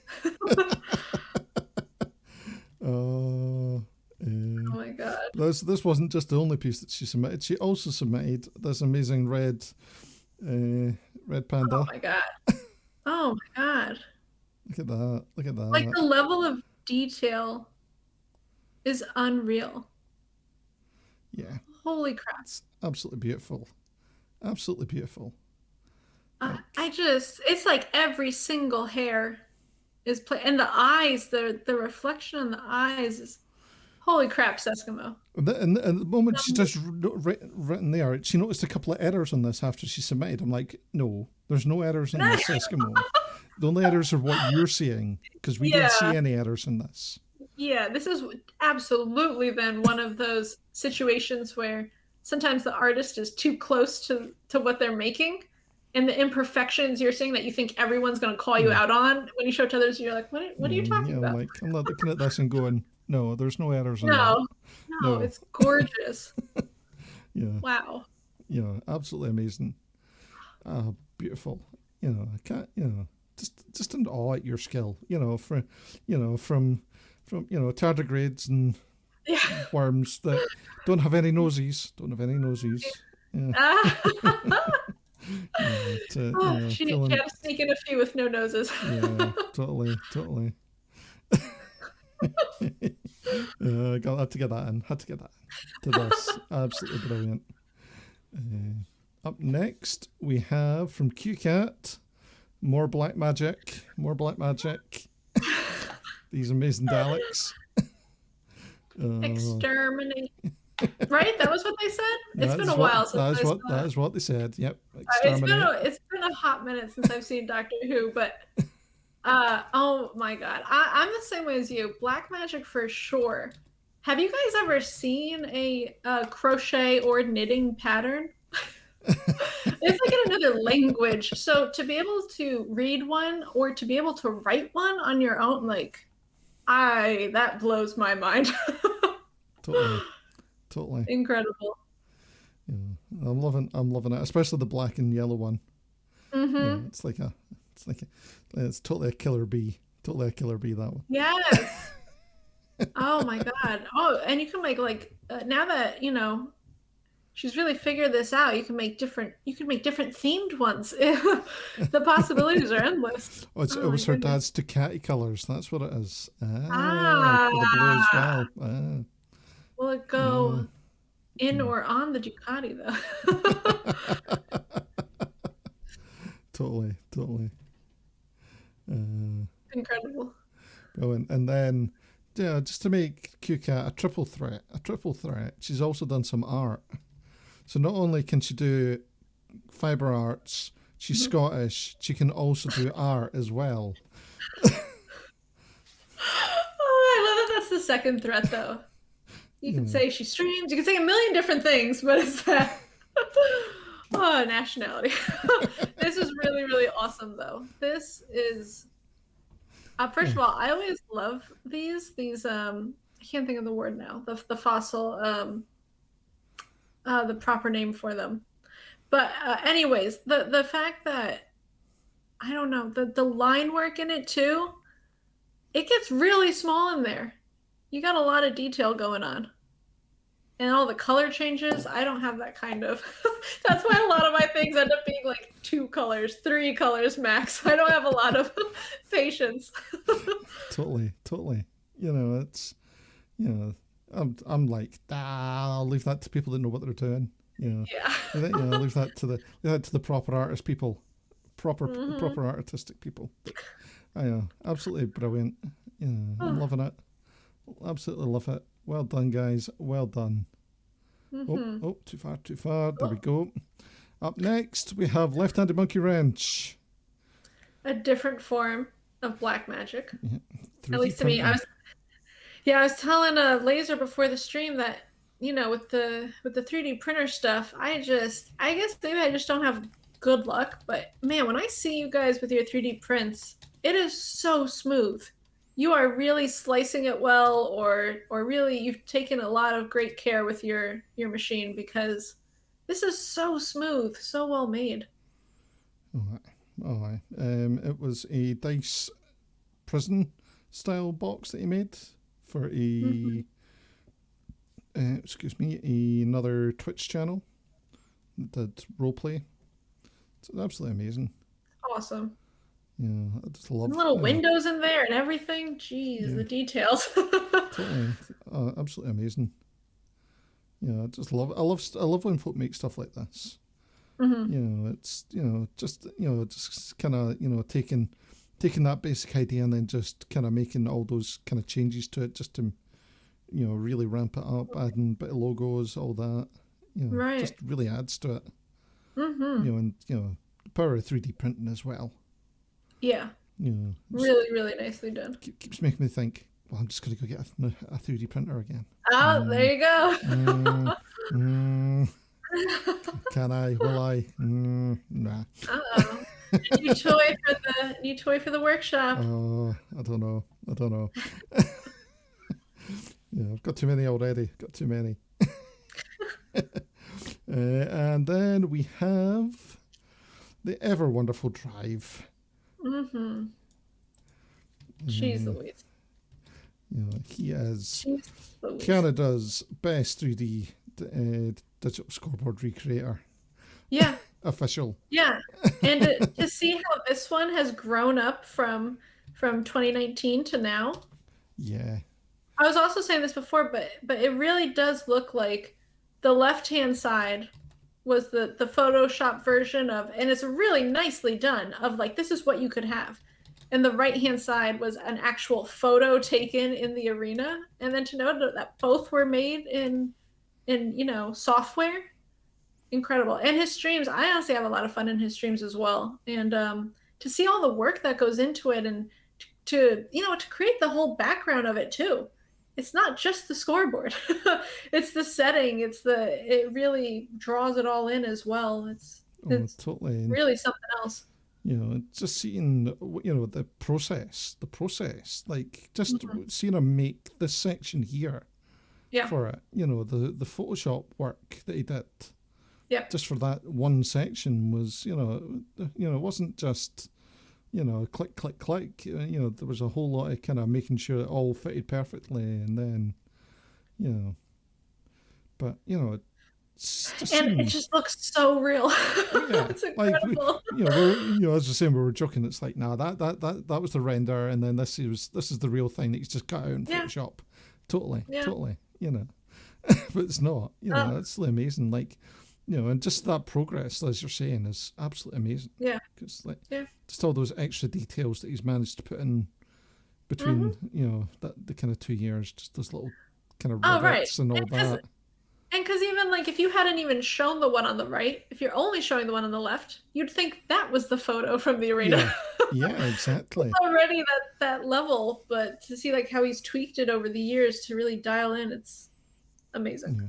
So definitely go give everybody a follow, guys, because everyone has created some amazing work. Absolutely amazing. 100%. Well done, everyone. Well done. And if you want to be part of the weekly show off, the link is just popped up there. Jump into Discord, stick your work into the weekly show off, and you'll be on next week's show. And we'll give you a discussion about what work you've done. It's always nice to see people's work. We love seeing it. It's love to just see what everyone's doing, because everyone makes so much amazing stuff. As we say, doesn't matter what level you're at. You don't have to be making like super amazing stuff. We want to see all levels of work, because everyone starts somewhere. And don't feel that your stuff isn't good enough to be shown, because everyone's work is good enough to be shown. And that's we're never going to say anything negative about anyone's work, because everyone's work is good enough. And that's the thing. And I think Seskimo mentioned something like that when she was on the Makers Vodcast of something that you think isn't good enough, or that you feel like you could have done better, is someone else's. It exceeds their wildest dreams of what they could do. So exactly. I mean, as long as you're always trying to get better at your craft, you're not really going wrong. Exactly. Right, so we've got to jump back to you again. We've got to talk about you. Oh joy! And your worth. And knowing what you're worth. Because this is something that you've talked about on your streams before. Is that your kind of view, your kind of long-term plan is to start working for yourself, isn't it? Yeah. So. What in what sort of way is that kind of look? Are you looking to be kind of doing that? How do you see kind of your future plans on that? So it's really trying to. Well, for my plan right now, obviously everything is subject to change. Yeah, always is. My plan right now is really, focusing on getting what my new work is. I want to try to revamp my whole Etsy. I'm moving away a little bit from the jewelry aspect of things, and I want to get into the slightly larger projects like wall decor, which is the main thing I've been working on recently, and other things along that level, meaning not necessarily wearable pieces, so not jewelry of any sort or accessories, and more like decor or around the house items. It's just what I don't know. I guess I've kind of been thinking about it for a while, and it's that kind of thing where I'm always kind of going back to thinking about it and finally like, let me just start making it and see how it goes. And this is one of them. This is one of them. If you've been coming around the stream, this one actually came together quite quickly. a little sign for the laundry room where it was kind of because I got outed by my sister for not being the fastest folder in the world. I think I just mentioned it randomly in passing how like, oh yeah, it takes me like a week to fold my clothes, or to even get them out of the dryer. And she was like, wait, wait, wait, wait, wait. And then she pulled it into the family chat. We have a family chat, a text message. So in front of my parents and my brother, and she's asking everybody, how long does it take everyone to fold your clothes? To call me out for taking a week. And I was like, I can't be the only person, but you know what? I'm going to shed that love for the other people like me that sometimes it takes a week. And as I've been making this and I show it on stream every now and then, it's just overwhelming positive response from chat of like, this is me, or I feel so called out. That everyone's in that same kind of boat. So Yeah. I was like, all right, something's right here. But yeah, so this is one of the ideas for wall decor, and I'm doing some other ones for I'll hopefully have them done this weekend for like a children's room, like with their name on it, so it's customizable. Um, but yeah, so my idea is like I'm really loving this kind of decor idea. So I want to get a bunch of ideas up. I want to the month of February. I want to have this all listed then on my Etsy and start transitioning into like that's what I want to do. So like here forward on streams, probably going to be mostly doing this unless I'm doing like a commission piece or a vector art piece that I'm working on for somebody. Um, and then from there, and I had mentioned this when I had talked with Momo on her stream, or Creative Ventures, that for me it's not necessarily the end goal of streaming full time, but if I can do my craft full time, it's the added benefit that I'll get to stream full time. So it's not like I'm going to leave my work because Twitch is going to be my income. Like, it's not really that. It's that I still want to be making these things and hopefully selling these things and hopefully selling them in person as well when craft fairs reopen. And then the added benefit is that I'll get to be on Twitch more often at a much more right now it's 3 days a week, but I'd love to be at the point where I can go like 5 days a week at like this is kind of like my new 9 to 5, for whatever hours I set and get work done, see my friends, and yeah, here or there it might be the oddball income from Twitch, but you're not making that the end goal. More of just the great benefit of working for myself is that I can also stream. You know, and that's a really good kind of idea. Being able to combine the two, because Twitch is a great marketing tool for for your work. Oh, 100%. And I've definitely had sales because of people who have seen me on Twitch. And I love when someone points that out, or if they point out in chat like, "Oh, I just bought something," because like I add a little extra note in like the package that because we're like Twitch fam. But it's definitely in my eyes too. It's that kind of thing of like diversifying and getting yourself out there, like in terms of social media as well. Now, I do not have all the social medias, but I feel like it's not a bad idea to have more than one as a way of reaching out, of meeting new people, of getting your work in front of more eyeballs. Like, it's not going to hurt. So Twitch is definitely that for me as well. Just talking about like things like putting stuff in, like with things that people have bought. Have you considered putting something in for like with your Etsy stuff about come and see things getting made live on Twitch?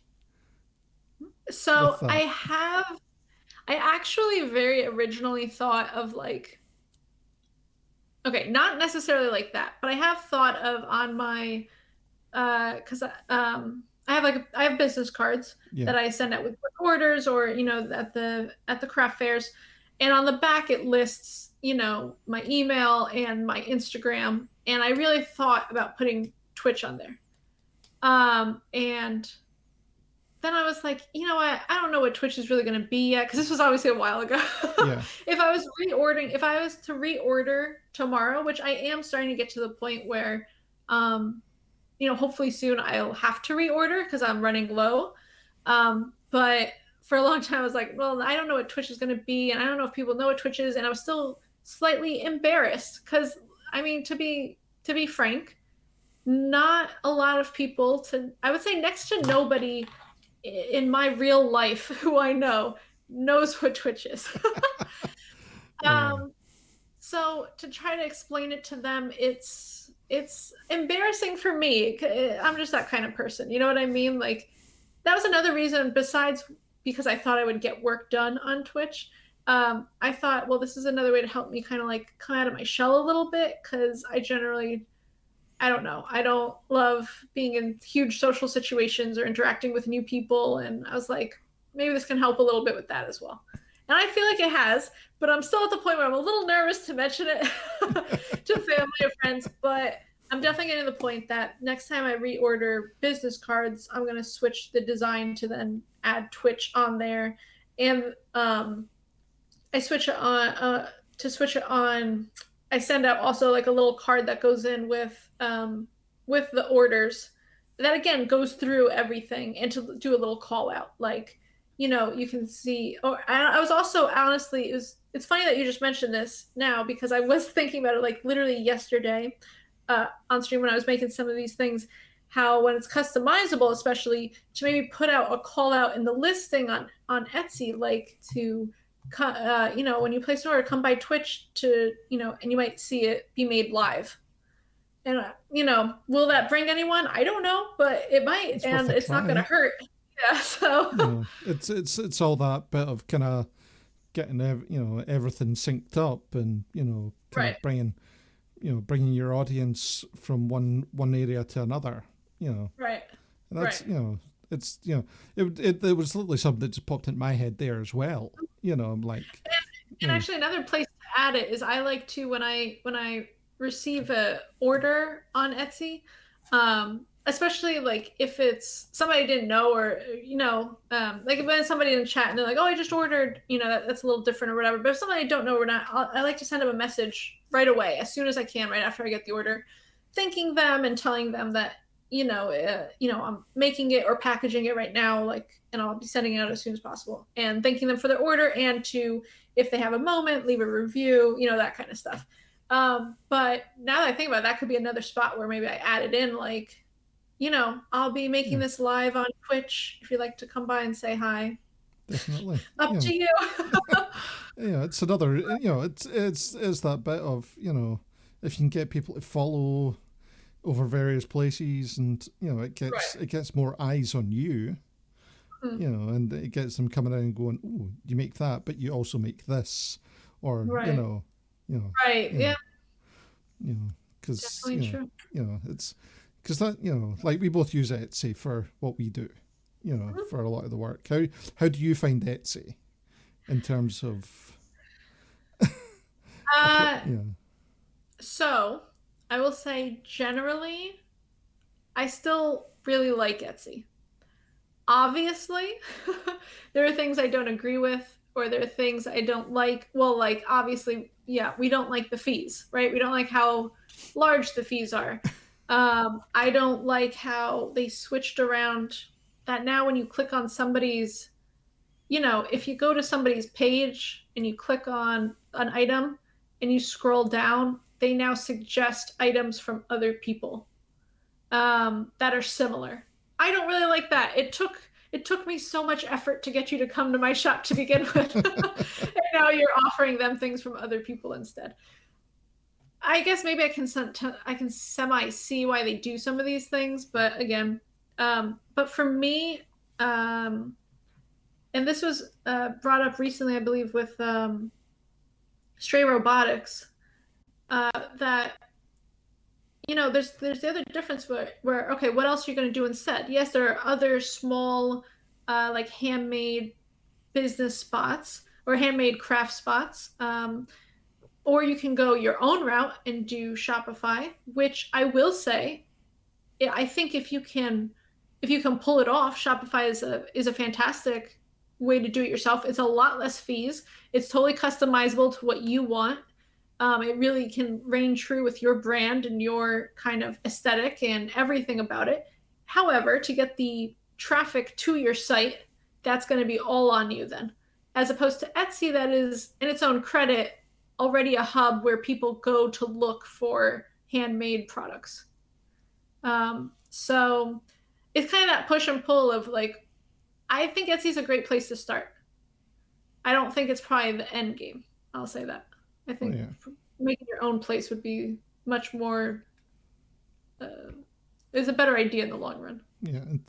It's one of these things where, it's, to me, you need to have that running concurrently with like your own website, or, kind of working towards having your own website that, that hopefully will gain the search engine optimization and all the other bits that you need to eventually come away from Etsy, that kind of, that'll and if you get the correct kind of like quote unquote following, like if you get enough people who know about what you're doing and want to support you or really love what you're making and want to purchase it, then you can drive the traffic there yourself, which is fantastic.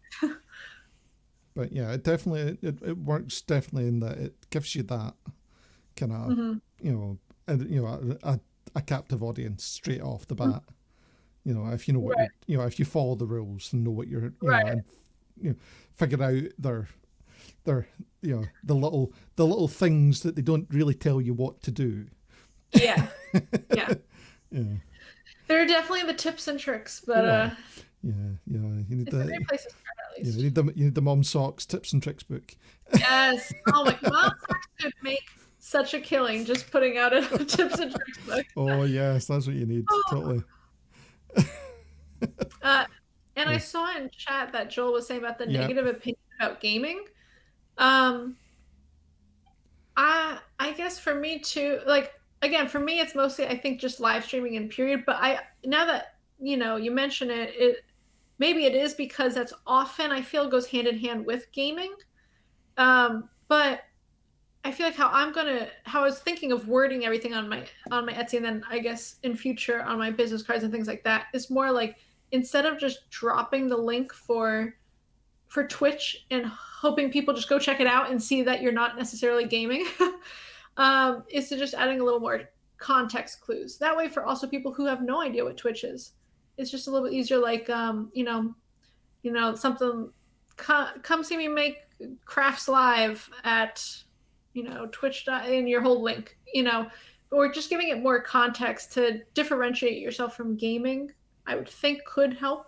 Although I will be honest, I haven't encountered that because I do not tell many people in my real life that I stream. So yeah, it is that hard bit though, trying to tell people, explain people what you do when you're live streaming. Yeah. And I will say this, if I do get to the point where it's my full-time job is crafting, and therefore my full-time hobby is streaming, I think I'd be a little bit more out there about it, because at that point also it's about promoting yourself at the end of the day. But I just, until that point, I don't know, I'm just a little weird about it. I'm fine with telling strangers. It's actually more like the family and close people that I'm like, nervous to say anything, especially an older generation who might not totally understand what we're trying to do.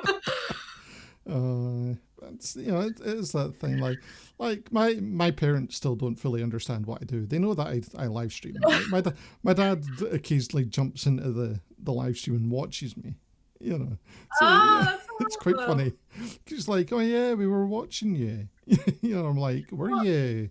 Okay. And that's what I love about it's Kafidget and Breezy, right? Yeah. Oh, that's like, amazing.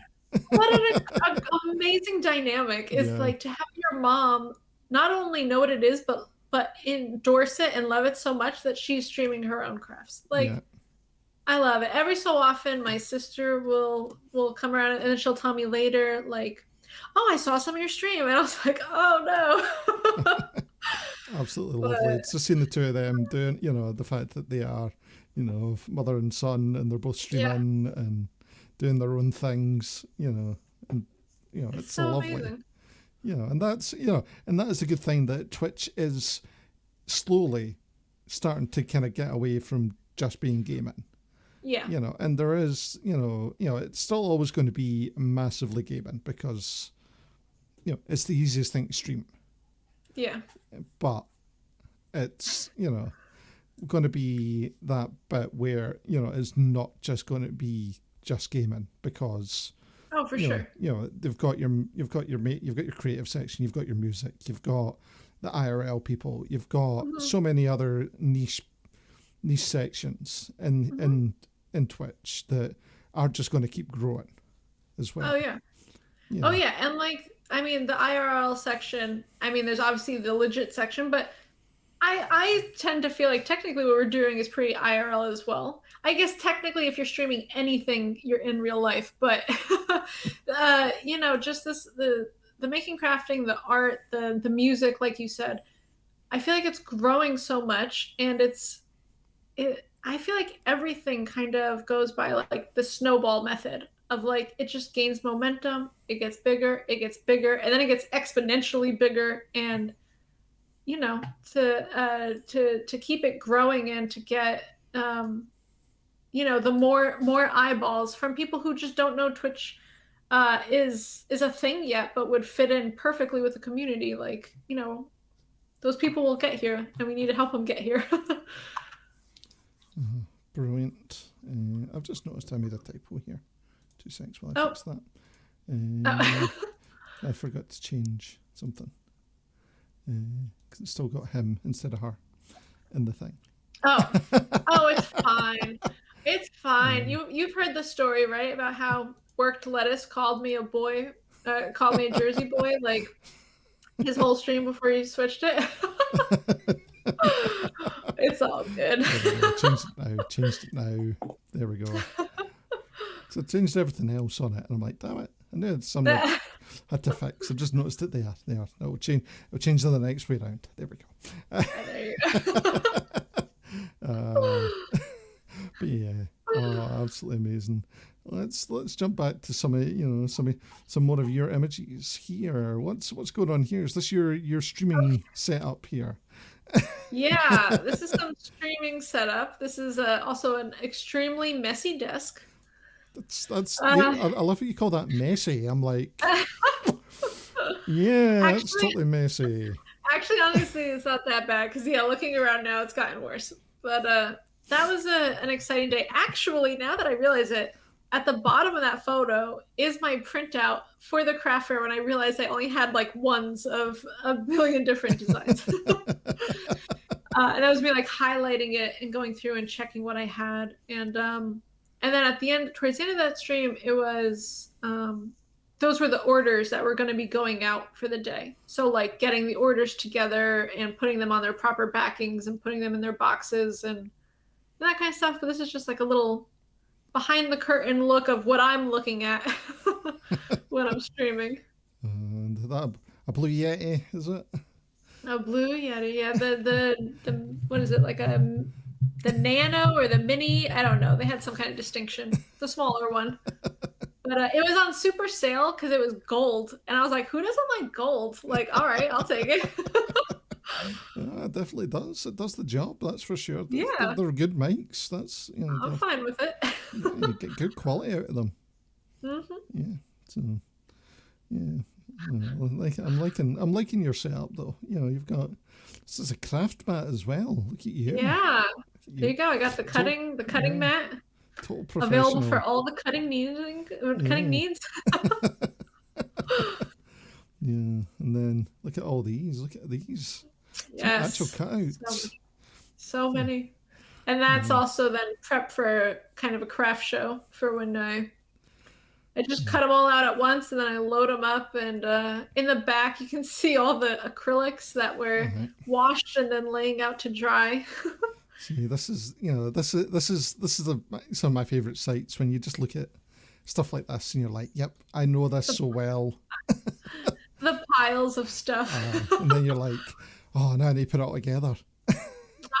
Yeah, that's and well for me for also the peeling, because yes, I'm the kind of person who likes to mask all of the wood, and all that peeling takes quite a while. So yeah, well, see that's the thing. Like we're complete opposites. You know, I know. Is, I know. Laser always comes into my stream is like, you could always sand it a little. yeah, you know, like you're a masker, I'm a sander. Yeah. You know, that's there's no right way of doing things. No, except that masking's the right way. No, just kidding. Well, Definitely. Masking has its place. Yes. But like, do you mask your wood, or do you buy your wood with masking on it?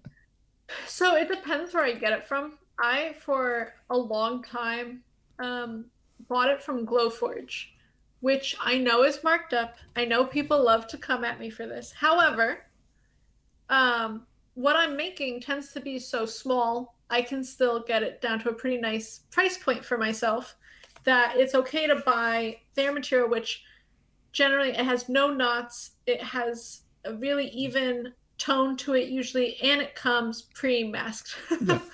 So it's really nice. Now that I've moved into like the wall decor, I'm not buying Glowforge's things because price makes no sense. Because if I can only fit 2 onto a board that's 12 by 20, then you take the price, divide it by 2. That makes no sense to what my price point is in my mind of what I think this could sell for. Mm-hmm. So it is so much more affordable to go to other places, to go to like a lumber yard. I called a bunch of local lumber yards. I looked all on Amazon of just, suppliers of a 1/4 inch Baltic birch ply. And so now it is not masked. So most recently on my streams, it's been the kind of experiment of, let's try this tape and let's see if we like this tape.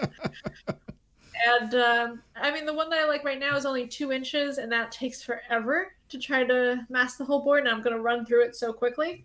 But I did just recently order I tried one 6-inch tape that did not work. I'm trying a new 6-inch tape that's supposed to get here tomorrow or Saturday. So on Sunday stream, we'll be testing that out, and I have high hopes for that one. But in that case, I will be masking it myself. I'm starting to think, though, about maybe not masking. Oh. We've got a raid. Lucifleur is raiding. Ooh. Welcome in, raiders. we've got another recorder. Oh, the chickens. Oh, welcome in, readers. Let's give you a little shout out. There we go. Welcome in. Oh, is that working? Yes, it is. There we go. Welcome in, raiders. We are currently talking to 29fireflies. She is a laser cutter, crafter, creator, designer here on Twitch. Absolutely amazing person. So if you're not already following her, you really should be. And there she is there. There we go, and it says her now as well. Yeah. It says her now. See, we got it. I fixed it. Oh, brilliant. Talking about masking. Have you looked at sign shops? Sign shop suppliers for masking tape, because they should be able to give you the wider masking. No, but I've now made a note for myself. Because those are the kind of ones that you want to be looking at if you're looking for wider masking, so you can cover an entire board without having to. Oh, makes sense. So yeah, like I've found on Amazon now and somebody had mentioned a different shop that I can't recall. I'd saved the link to it, but that sells different kinds of tapes and whatnot. And I've now found some 6-inch and 12-inch tapes. And the 12-inch would be fine because I would totally cover. My bed is only for it says its cuttable area is like 11 by 18, and that's not quite true. It's smaller than that even. But the 12 would cover everything, but the price, I guess it depends on the price, right? And I did some math on it, and I can get away with a 6-inch that even for covering the 2 areas to make a 12-inch, it still makes more sense for the 6-inch. So I'm trying it out. We're going to see how it goes. I have high hopes for it. The only thing you need to be careful with if you're using two sheets of it is overlap. Yep. And that either added thickness or where you can still sometimes get a dirty mark under it, like if it somehow kind of flies under the overlap. Yeah. So I plan to do a few different tests on it and just start using it this weekend right off the bat. So we're gonna see. But I am a masker at heart. Yeah, but I have started. I have started thinking maybe on the back side I'll get away with it because I don't mind doing more sanding on the back because now I'm sanding all of these parts to begin with.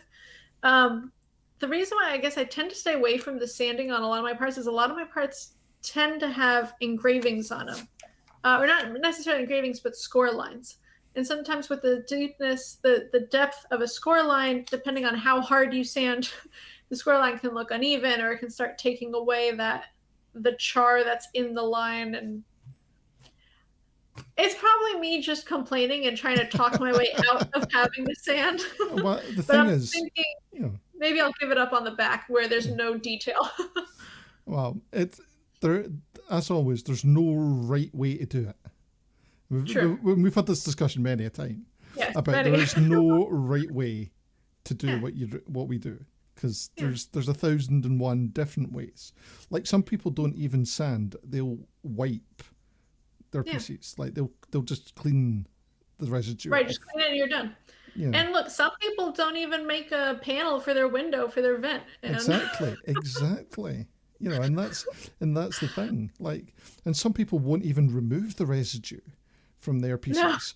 No. And those people are monsters. I don't get it. It blows my mind, like literally sometimes. And again, no shame. If it works for you, it works for you. And you figured out a way to, I don't know, you figured out a way. But sometimes when I see products online with that dirty mark, I'm like, it's so easy. You can do something to fix that. I don't think you wanted that. I know. I'm not the fan of it. It's me neither. You know, if that's what you want, that's fine.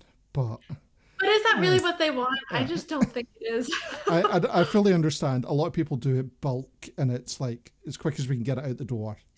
You know, and for certain things, it's fine because it's going to get painted. Oh, that's different. I do understand that. Yeah. But, you know, if it's just, if it's for full on display, it's that bit in my, the kind of the laser cutter purist. Yeah. that's in your heart, you're like, just do it. Just do it. Just sand it. Please. Mask it. Clean it up. It won't be that difficult. Just choose one of those methods, please. Please. Just for me. Yeah. Because it used to be at weddings, because I used to do photo booths for weddings, and people used to buy these MDF kind of signs and things for like, putting in their cakes or just like, leave your things here, or put your, I can't even remember what it is, sign the guest book or whatever, and like they were, and all of them were just like made out of MDF, and they were the cheapest of the cheap. And then all the burn marks. All the burn marks, all the residue, and you're like, a quick sanding, a very quick sanding would fix all that, and they would look amazing. Yeah. Maybe people don't know about sandpaper. They knew about the laser cutter, but they hadn't learned about sandpaper yet. If you're doing it as a creative choice, it's different. Right, right. But, it's... But when you're just doing it for, get out the door, come on, you can do better. We know, it's, elevate the art form of laser cutting. We know you can do it. But on the other hand, it does make me think like, but then again, when I turn around similar-ish pieces where I think people are kind of catching on the general look of a laser cut part, like, oh, that was probably laser cut.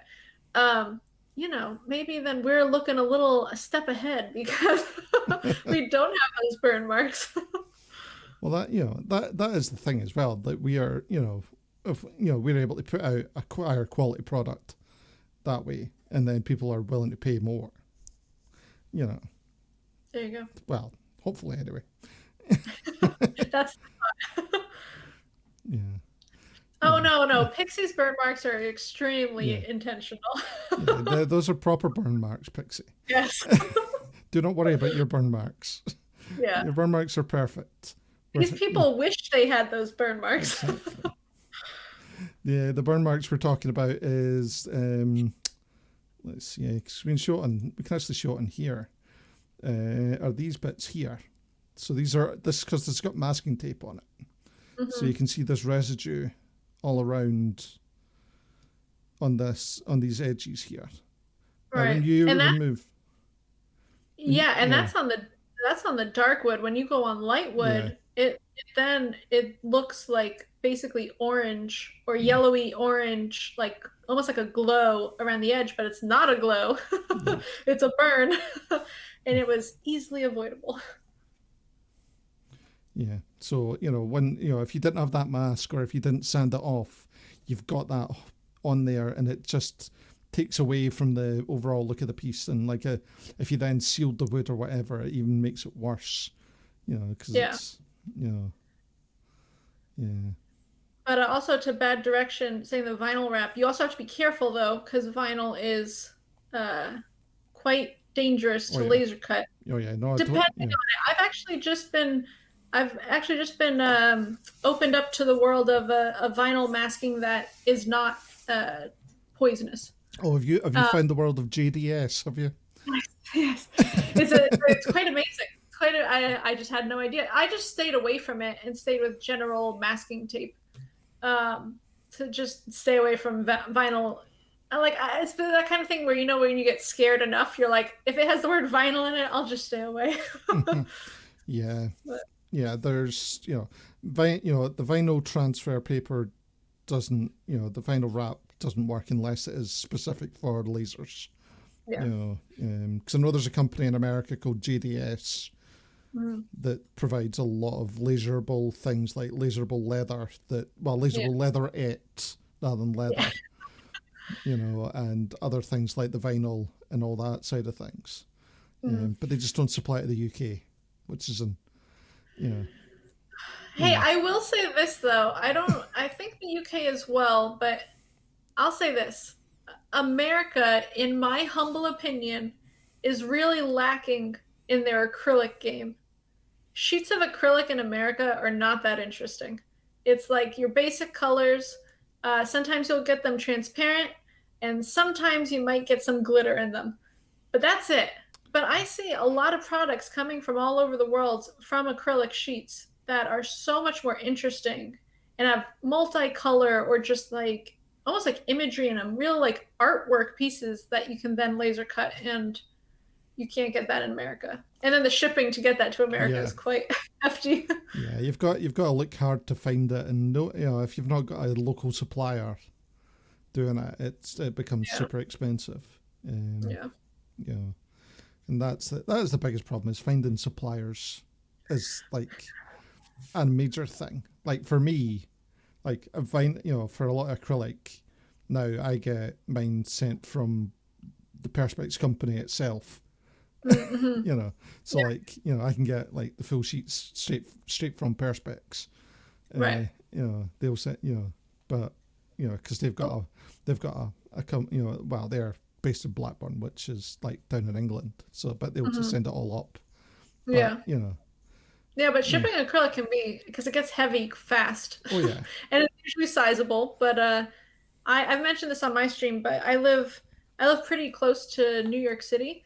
And so there's a few acrylic shops down in on Canal Street in Chinatown. And there's a number of acrylic shops that I've been to, and I used to go to the city maybe like a handful of times a year, maybe 6 or 7 times a year. And so every so often I'll just go down and see like what's new in the acrylic shop. And then unfortunately you then lug these huge sheets onto the subway and then on the train back home. But to not pay for shipping, but to also then get to see it in person first and to really pick out exactly what you wanted. I kind of can't wait for the point that we can go back out and I can go back into the city and get on the mass transit and because I've just been ordering it online and it's quite different when you have to order. It's and you never know what you're kind of going to get sometimes. Yeah. Or the exact shade of what color green is that? Is that more of the hunter green or a lighter? And then when they say, "Oh yeah, it's green," and you're like, is it okay? Are you sending me a Perspex green? Are you sending me another brand green? Right. Whose green is this? Because it's always the same. You don't know if you're, which company's green that is. Right. And then when when you're dealing with clear acrylic, is it cast? Yeah. Is it extruded? Yeah. It's so much nicer to go in person and get a better feel, especially if it's your first time ordering from them. So like I've only ordered now from the places I've actually been to. But it's there's always so much kind of crazy stuff that goes on there as well, just with suppliers. Yeah. Right. What's the next photo that we have? What do we have up next? Oh, here's a fun one. Some cool things that you've been making, trading cards. Yeah. This is a cool one. I like this one. Yeah. So this one started as the one on the left. So this kind of went around for a little bit. I kind of want to say the sauce started it. I'm not actually sure exactly who started it, but of making trading cards for other people in your own style. And so when I'd heard about it, I was like, I'll give a shot at it. I'll try it out. And I was like, well, I'll do it for Calamity because of course, why not? We all love Calamity. And that was like obviously her astronaut image is still fantastic, but it was kind of at like that height of like, oh my God, this astronaut image, like it's everything. So I got a hold of it because she had posted it on her Instagram. So I like screenshotted it and then I brought it into Illustrator. I traced it as best I could with vectors. Like I just freehanded over it. And in my head, I was already thinking like what levels for what things. Cause like, for example, her mouth and the stripes of the American flag are red. So I wanted those to be on like the same engraving. And then her eyes, like the dot of her eye, the glasses, her hair, and the outline of the suit are all black. So like that's another one. So I ended up on this really thin sheet, like it's actually a 16th inch clear acrylic. I did the score lines and engravings of everything that I had drawn. And then on the left-hand side, I started filling them in with painting. And that was such a good laugh when I was doing that in stream of people coming in and be like, what is this? And I was just like, you can't tell? This is my art. This is glorious. What are you talking about? And I kept telling people, like, just trust me. I know what I'm doing. And I kept the reveal from her. And then I would peel off the front where you could then actually see it all coming together. Because basically on the back, that's with all that masking still on it. But I've painted in, like, for example, the black lines, the yellow area, and the red spots. And the whites of her eyes, actually. And then you peel off the masking. Like the next is I peeled off her skin so I could fill in her skin tone. And then the next thing is I peeled off the background so I could fill in the background. And then finally the suit so I could do the whole white suit. And so like peeling it off in layers, then I could paint it quite quickly and not have to stay in any lines because it was the only thing available kind of to accept the paint. Cranks Wood Creations. Thank you very much for that raid. Maybe we should do that. I'll just send everyone out. Go. Fire everything off. Woo. Welcome in, raiders. Welcome in, everyone. Go. How you doing, Cranks? Go. Give Cranks a follow. Welcome in, welcome in, readers. We are currently speaking to 29fireflies, an amazing laser cutter, designer, crafter, maker, extraordinaire. She's telling us all about this trading card that she was making. So if you're not already following 29, go give her a follow because she's absolutely amazing.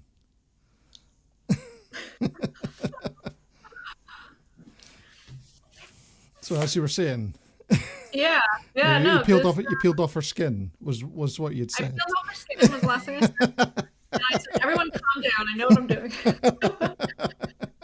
But it was a lot of fun, especially as I was working on it, to every so often flip the correct side up to the camera so everyone could see it. And everyone collectively, it was like I could almost hear them give the sigh of relief, like, oh, okay, it does make sense.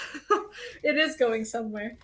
And yeah, so the finished product is on the right. And I also made, obviously we know Calamity and her bananas.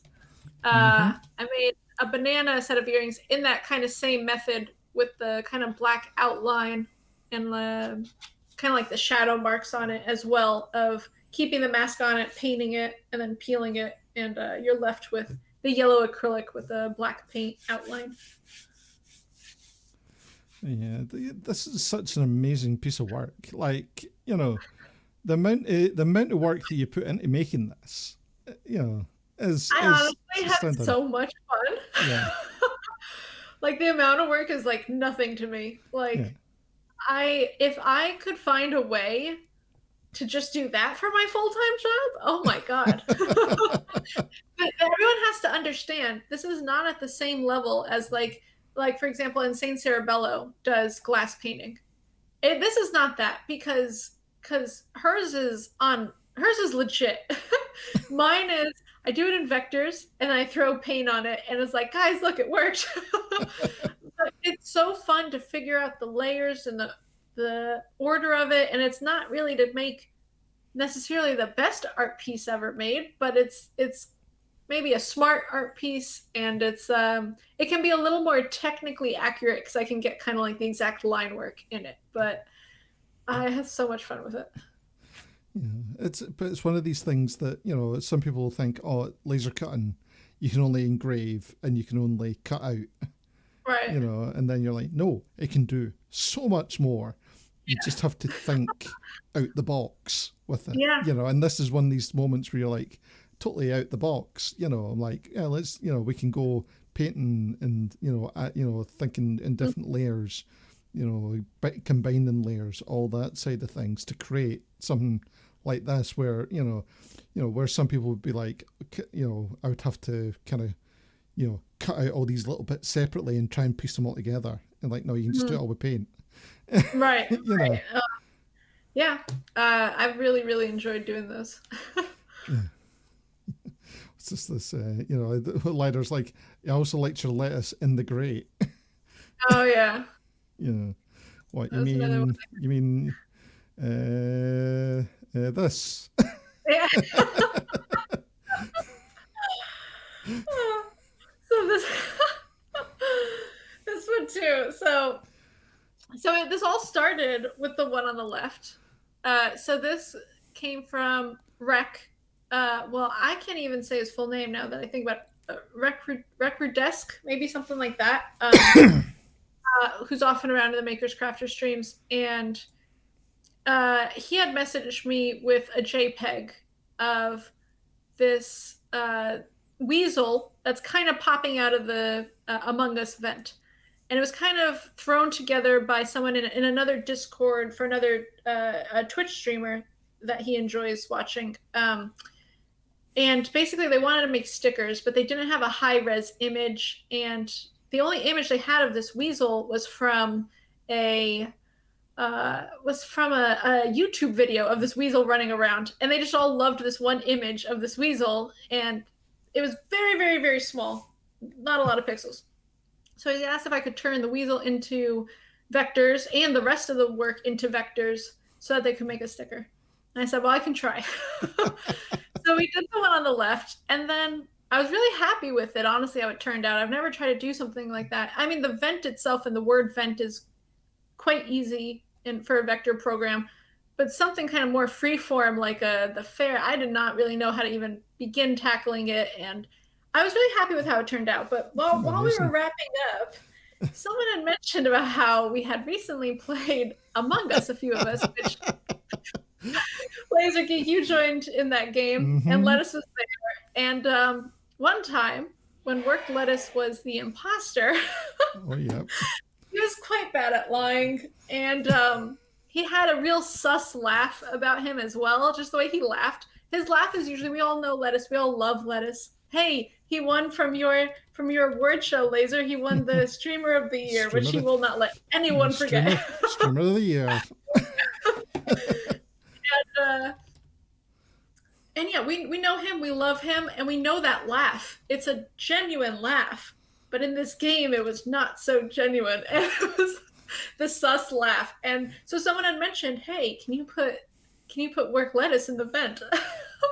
And I was like, yeah, can someone get me his emote? Because like I'm subscribed to him, but it's not very large and like whatever. But someone came back with, hey, here's the emote. I threw him in. Seskimo, I hope you don't take any offense. He was cut off in a square, so I just finished in his hair a little bit on the top and in his man bun and his shoulder. I gave him a shoulder, and I was like, this looks legit. Like, this could have been it from the beginning.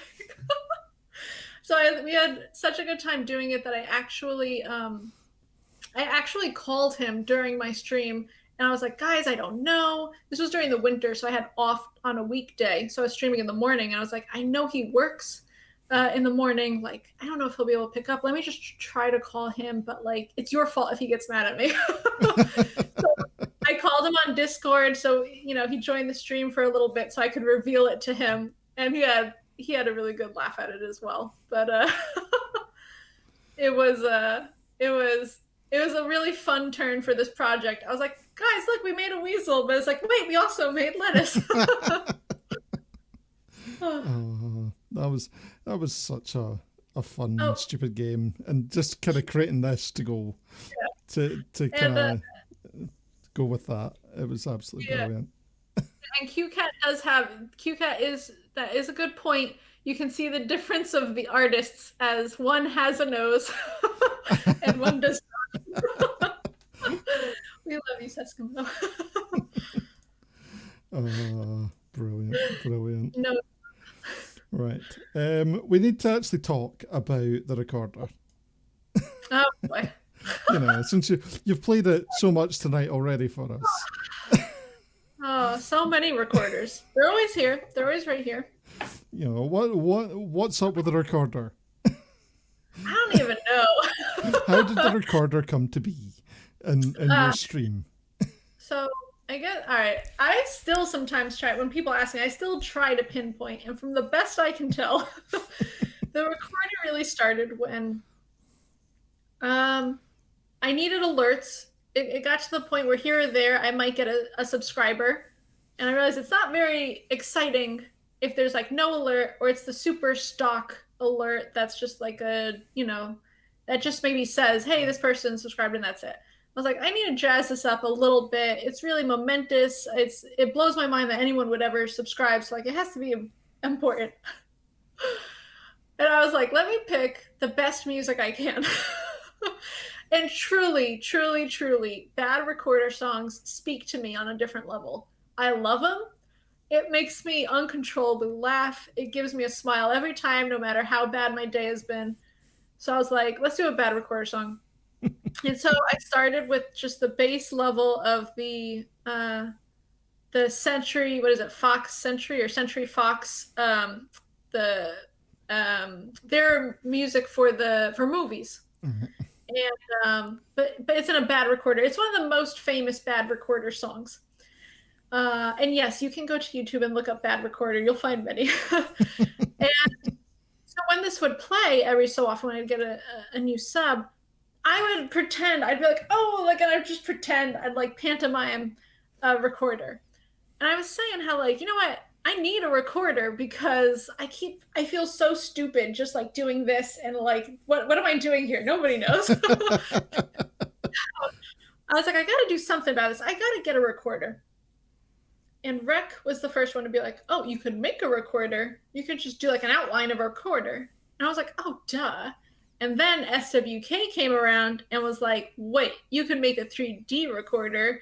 You can make discs. So that's the first one on the screen, which I still have, which is very fragile and very wonky. You can see this is not a straight line. This is all individual laser cut discs.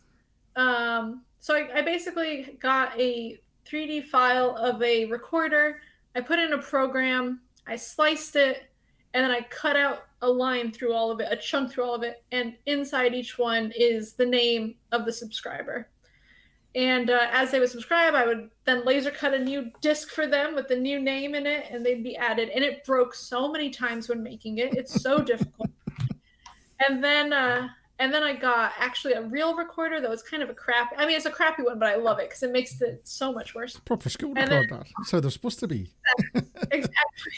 Yeah, it's not supposed to sound good. Yeah. Actually, no, if you look up like classical recorder, it'll blow your mind as to what those instruments could actually sound like.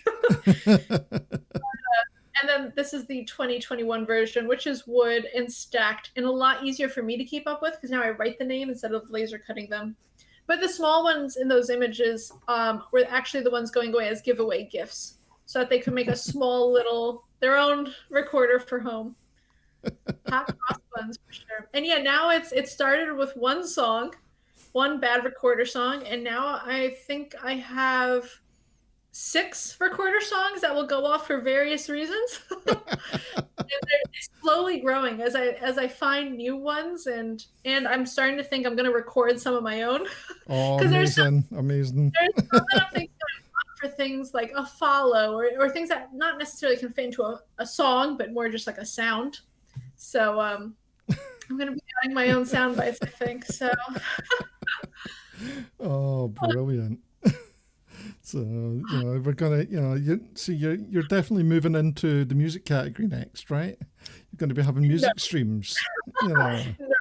In fact, somebody once came in and was like, who hadn't seen me before, and they're like, "Oh, it's so cool! Like, you make recorders?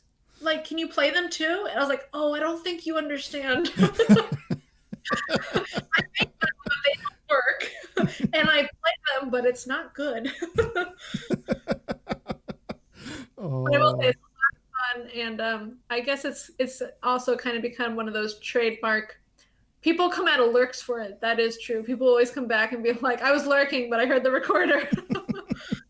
Yeah, and that again, that's what makes a channel is these little things, where folk are like, "Oh no, you're the channel that has the recorder," because right.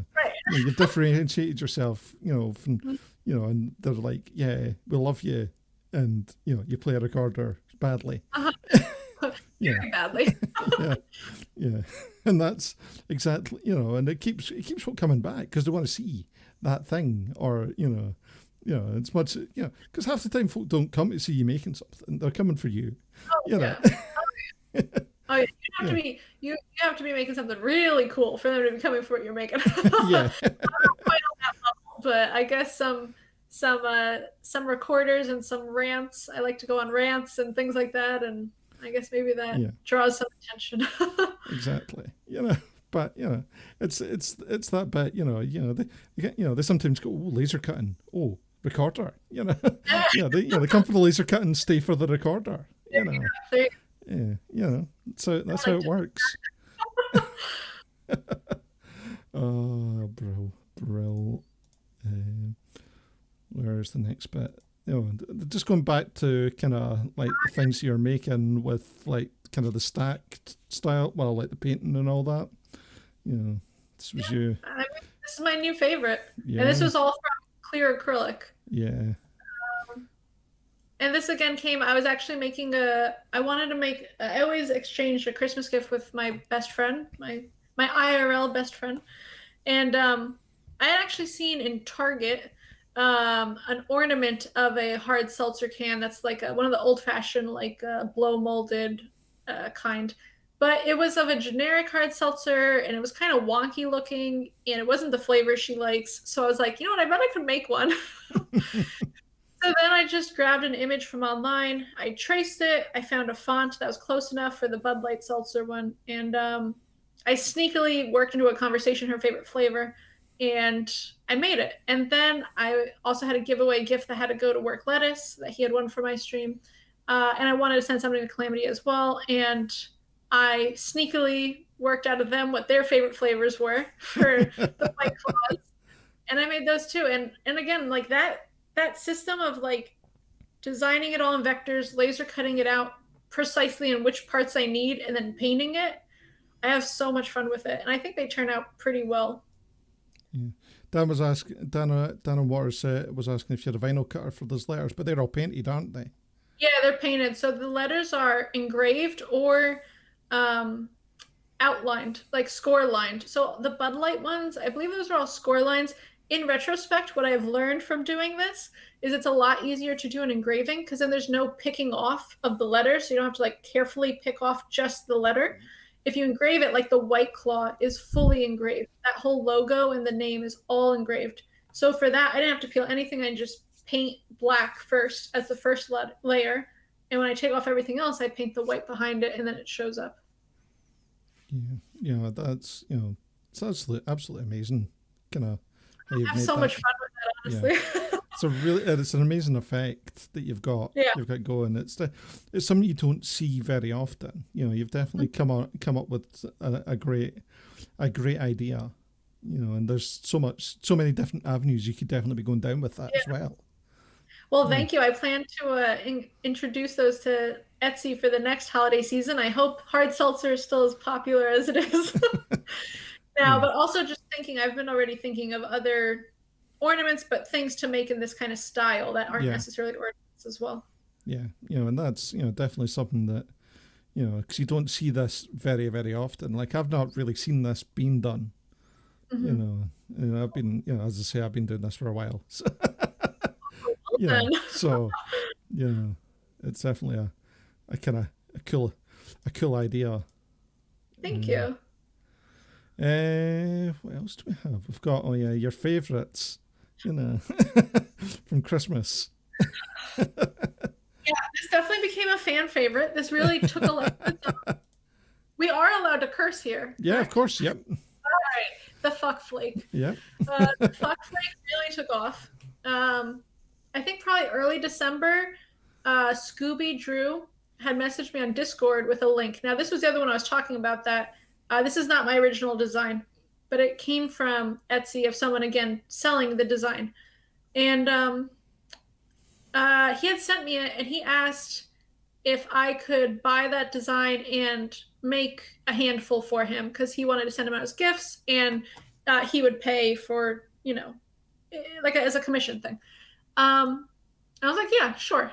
And I kind of dragged my feet. I was doing other projects at the time too, and he had no time limit for it. So I was like, yeah, I'll definitely do this. But like, anyway, it was probably another week later or 2 weeks later that I was finally like, let's do this. I did it on stream. I had to tweak it a little bit because while it was a laser cuttable file, I didn't like how thin it was. I think this was really made as almost like an overlay thing where maybe you do it on paper and then you glue it to something else. But it was too thin to stand alone, and I wanted it to stand alone. So I tweaked the design a little bit, offset certain spaces of it to give it a little more thickness. And it worked. I started cutting them, and then I posted a photo to Instagram saying like, oh, message me. Why not? I'll try. Because with the license of buying it, I could make and sell up to 100 of them. So I was like, let's see what happens. What started as a project of me cutting out 6 of them turned into I had to cut out a little over 30 of them to go for all these different orders through people on Twitch and then also people on Instagram. And it just grew into this whole thing. And there were a few streams where it's like, we're just making fuck flakes today, guys. I remember those. Yeah. We're just cutting them out. And then, I have to go run and spray them. And then I'm cutting all the strings for them to do the loop at the top so it can hang on a tree or wherever you're going to hang your ornament. And it really took off. Absolutely amazing. Like that's the thing though. When you find an idea that works, you just have to jump in it and run with it. Yeah, it was a lot of fun. And I was happy to see how so many people had had such a lighthearted way of looking at it too. That's not, Well, definitely. It's one of those things where you're like, fuck 2020. Yeah. If there's ever a year you can say that for. Exactly. 2020. Roll on this year. Definitely.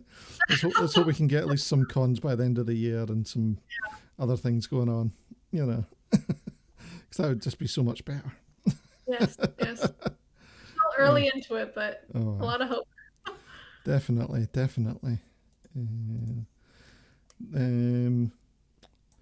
These things as well, because like you're not just making, stuff in the laser. You're not just making kind of random emoji style things and all that sort of thing. You're making, actual designs. Yeah. So this was for, as you can kind of tell, the one on the left was for Momo Blues Makers and Crafters Holiday Gift Exchange. That she had kind of drawn just like a general idea of what she was thinking of, like a badge. And then I kind of brought it to life, where, like, for example, she had said to use her colors that she uses for her streams, and she wanted the hammer and scissor in the middle, and kind of the rest was up to me. And so I would give her a bunch of options. So I gave her a bunch of these kinds of options, and then she narrowed that down, and then I tweaked, like that one or two option left till it got down to like this kind of point. And I do enjoy doing these vector things. I will say it's way different, I think, than doing something like an emote. I've never tried my hand at the emote except for the high, which is, we've already gone through that. And so I am blown away by people like Seskimo and other artists who do them, because it's a way different ballpark. It's one thing to be seeing them in this scale right now, but to put it as small as you need for an emote, I'm not quite there. But for something like this, I did like how it turned out. And then the Stream Hero one is Calamity had asked if I could make a badge of sorts that people could put on their streams, or she could do it as an embroidery or whatever it might be used for. And so kind of taking inspiration from their website and what they have going on, I again made a few different options, and she narrowed it down. We tweaked it, and that's what it ended up being. Oh, the whole charity event was crazy. Yeah, that was an intense event. Yeah, how did it go for you? It was great. We hit my goal way more than I thought we would, to the point that I had to do the one chip challenge. Mm-hmm. Did you enjoy that? I will say I'm the kind of person that likes to be like, I did it, right? Like I can check it off my list. I did it. It was intense, but I will say this: back when I used to see it I had such a problem getting my hands on it. All right. Apparently, it was like a Halloween thing in the U.S., like a Halloween kind of. It was out around Halloween time, and when I was doing this, it was December. So the only things left were like Amazon, where people jacked the prices. But even with that, I couldn't. The shipping, like I just wasn't getting it. And I remember when I saw it at the first time in the supermarket, I was like, I kind of want to try this, but there's really no reason for me to do this to myself, so I won't. And then, donuts for tears, but also it's for the kids. Like we kept saying to it, it's for the kids. We're going to do this. It's for the kids. And it ended up, if nothing else, like that charity stream was absolutely amazing. The amount of money raised from this community was on my mind, but also from a selfish point, I met so many amazing crafters, makers, crafters, but not only them, the DJs who came by, the artists, the gamers. Like I met so many people that I don't think I necessarily would have met, or it would have taken me much longer to meet them had I met them through the charity streams, through rating different people or being rated from different people, and you meet so many amazing streamers. It definitely brought some new people through. That was definitely new people for people to go and follow and check out. Absolutely amazing. Yeah. Definitely. Something, all the money raised as well. Absolutely. Yeah. incredible. Yeah, I'm like still blown away by it. Yeah. Definitely. Oh, God, we've been going for nearly 3 hours. I can't believe that. Yeah, yeah, it's absolutely amazing. You were like, I'm never going to be able to do this. I know. I didn't want to say, I was scared, like, how much do I warn you? Because I was like, I know everyone you've had on is like 3 hours, but like, are you okay if we only go for like 2 hours? Because I just don't think I have anything to talk about. Now, the hardest question of the night. The hardest question. What's your favorite DOOTNOOT? This is legitimately the hardest question. Yeah. And I feel like I'm gonna get a lot of flack for my answer. So I feel like I gotta talk it out. All right. First of all, I have to say I have a lot of love for a lot of donuts. All right. Growing up, my favorite was probably like the well, I don't even know if it's strawberry, but like the pink frosted. I don't think it actually tastes like strawberry, but the pink frosting with the sprinkles. Classic. Classic. Yeah. Classic. And actually, a little while ago was my mother-in-law's birthday, and we got a big box of donuts for her birthday, and they were like the real fancy ones. And I ended up picking out the lemon curd, which I know is weird, but I was like, it just sounds so good, and it looked so good, and it was so good. But if I could only pick one, I think my favorite one is just a plain glazed donut. Nothing wrong. Nothing fancy. Just, and it could be like the yellow dough, like the normal, or like chocolate. Either one's okay, but just the plain glaze that when you bite into it, it like cracks, and then you see the cracks in it, and it's like, it's so good. It is a good donut. It is a good donut. That's for sure. So good. Yeah, no wrong with a classic glazed. Yeah, it's on the list as one of the best. Yeah. You know why? Because it's also how you can rate donuts. You know, you have to go back to the original to see, is this a good donut place? Try the original. Exactly. Perfect. Right. So the only other thing we need to get, tell me, some streamers that people need to go and check out. For sure. We always need to know some people that people need to go and check out.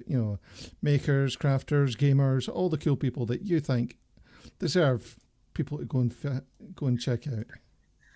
For sure. Oh, and I'm glad to see that Nathan's on board with the glazed donut gang. Yep. But yeah, so everyone who comes on this podcast always says, and it's so very true, it's just you can't limit it really. There's so many people for you to check out. But I was really trying to think through of who are maybe some newer surprises or people who I've more recently kind of been really enjoying their stream, and I'm interested to like see what they're doing, or not necessarily that they're new to streaming, maybe I'm just new to them. But one of them is definitely Way Cool Wood, who I always call him like an ASMR streamer. His voice is very calming. He actually, I learned something new in your podcast or vodcast last week with Pirate. You said in Scotland that whittling means something. Whittling. Yeah, with the D's. No, not with the T's, with the D's. Oh, it's with T's. Oh, so it's whittling with the T's mean with wood? Yeah, yes. Oh, okay. Yeah, just the way that he says it with the D's, whittling. Okay. Because I was like, oh, I have never heard that. Yeah. Because he pronounced it with the D's rather than the T's. Right. Got it. Okay. Yeah, in America, there's that's not what that it's. Yeah. No matter if it's cheese, it means with the actual wood. Yeah. Way Cool Wood is doing his whittling, and I mean, honestly, again, just incredible. And to have him on, again, I'm often lurking and working. So I want to be able to like listen to your conversation and jump in when I can. And like his voice is so smooth and just so like, I can just listen, just keep talking. Go ahead. And honestly, what he's making too is incredible. The amount of time and effort you have to put into it before you see your finished piece is amazing. Yeah. Oh, I was on his stream a couple of days ago. He was making whittling a cat. Yeah. I have to go make sure I don't say the D with the D's now. Whittling a cat, and it was like absolutely amazing. Just seeing, just and all of a sudden there's this cat shape, and I'm like, my God, Yeah. absolutely amazing. Yeah. Really incredible. Yeah. But yeah, way cool wood, and the Unruly Quilter is another one where her name would suggest she does a lot of quilting and sewing of sorts, and just another one, really great conversation. I really love her workroom. That's one where I like to study her background, because it's like workroom goals of having organization, and it's just such a beautiful work. So much. It's such a beautiful work. I just Yeah. love it. Another one.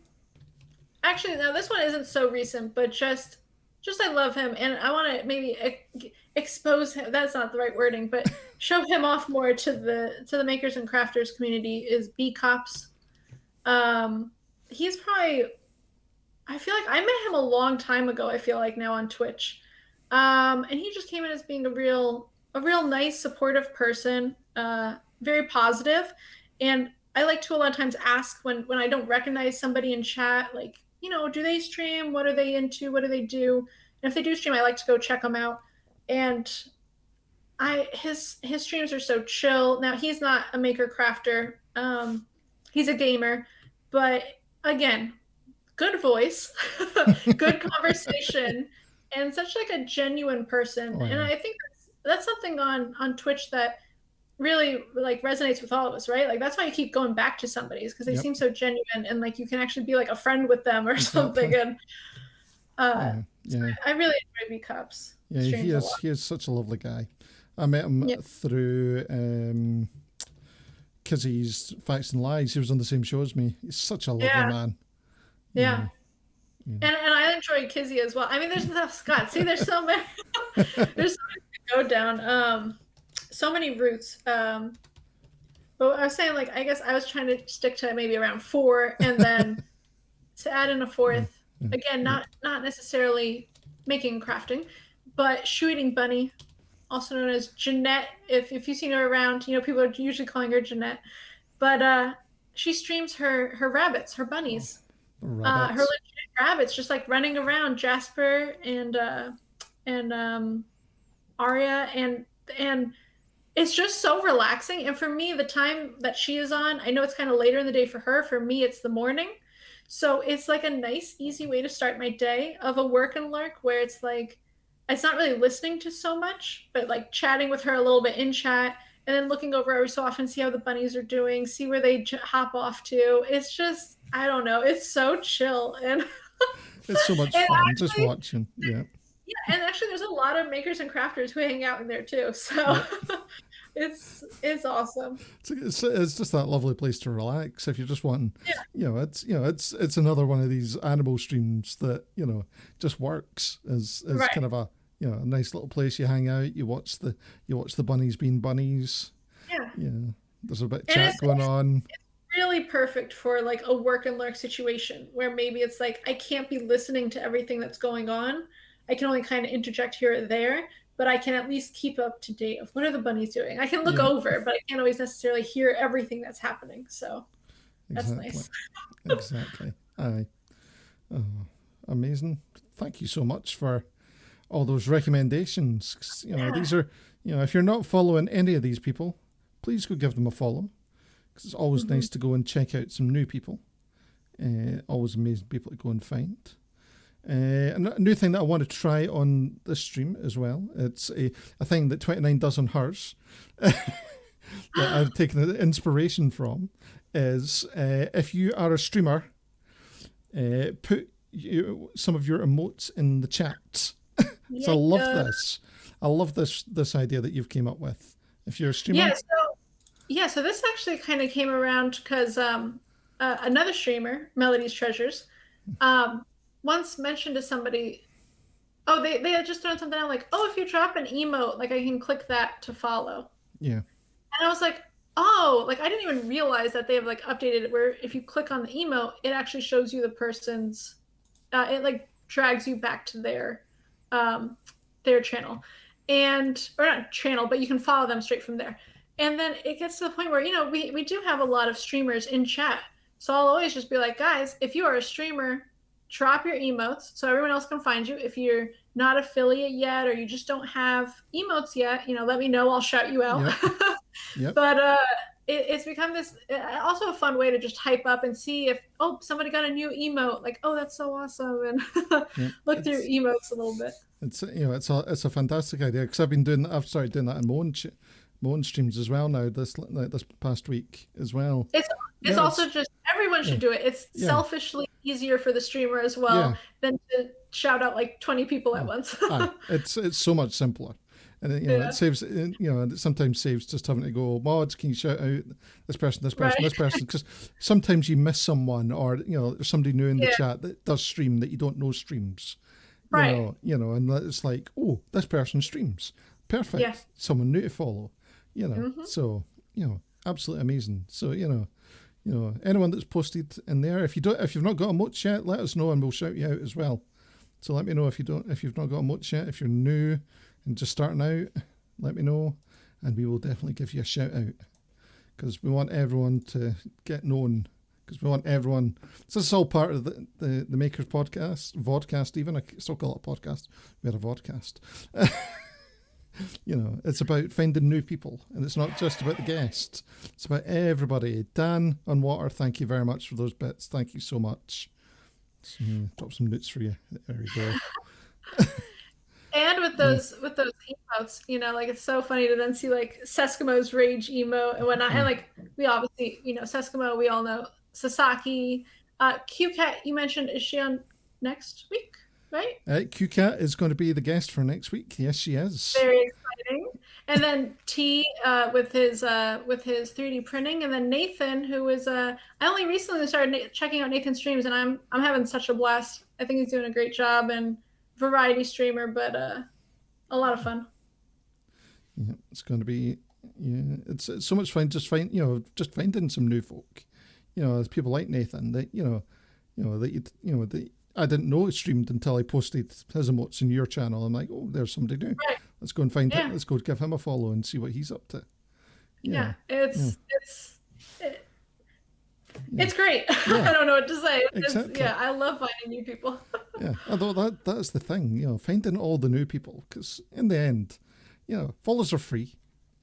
You never know you never know what someone might be doing, and you go on, you have a look, and you pop in, and you go, oh, this person's doing something really cool, and like you just make that connection. You're like, I'm in here. This is my new place to hang out for a little while and catch, and you're entertained, and it just follows from there. Because you have to give you give folk a chance, and you never know where things will take you. Mm-hmm. It's always the thing. It's how everyone's found each other in the end. I mean, basically. Well, thank you so much for being my guest tonight. Thank you for having me on. You're very welcome. We have to decide who we're going to go and raid tonight as well. That's the thing. 'Cause I've not actually chosen who we're raiding tonight. No, not that person. Who did we raid last time? We raided them. So I know who we're going to go and raid. There we go. Oh no, they've just finished. I'll tell you what. That just happened to me last night. We'll go with one of your recommendations. Actually, we'll go and raid B Cops. Nice. Let's go. Saw that they were on, so we'll go and raid B Cops. Perfect. But thank you, Twenty9. Awesome. You have been an amazing guest. Learned so much about you.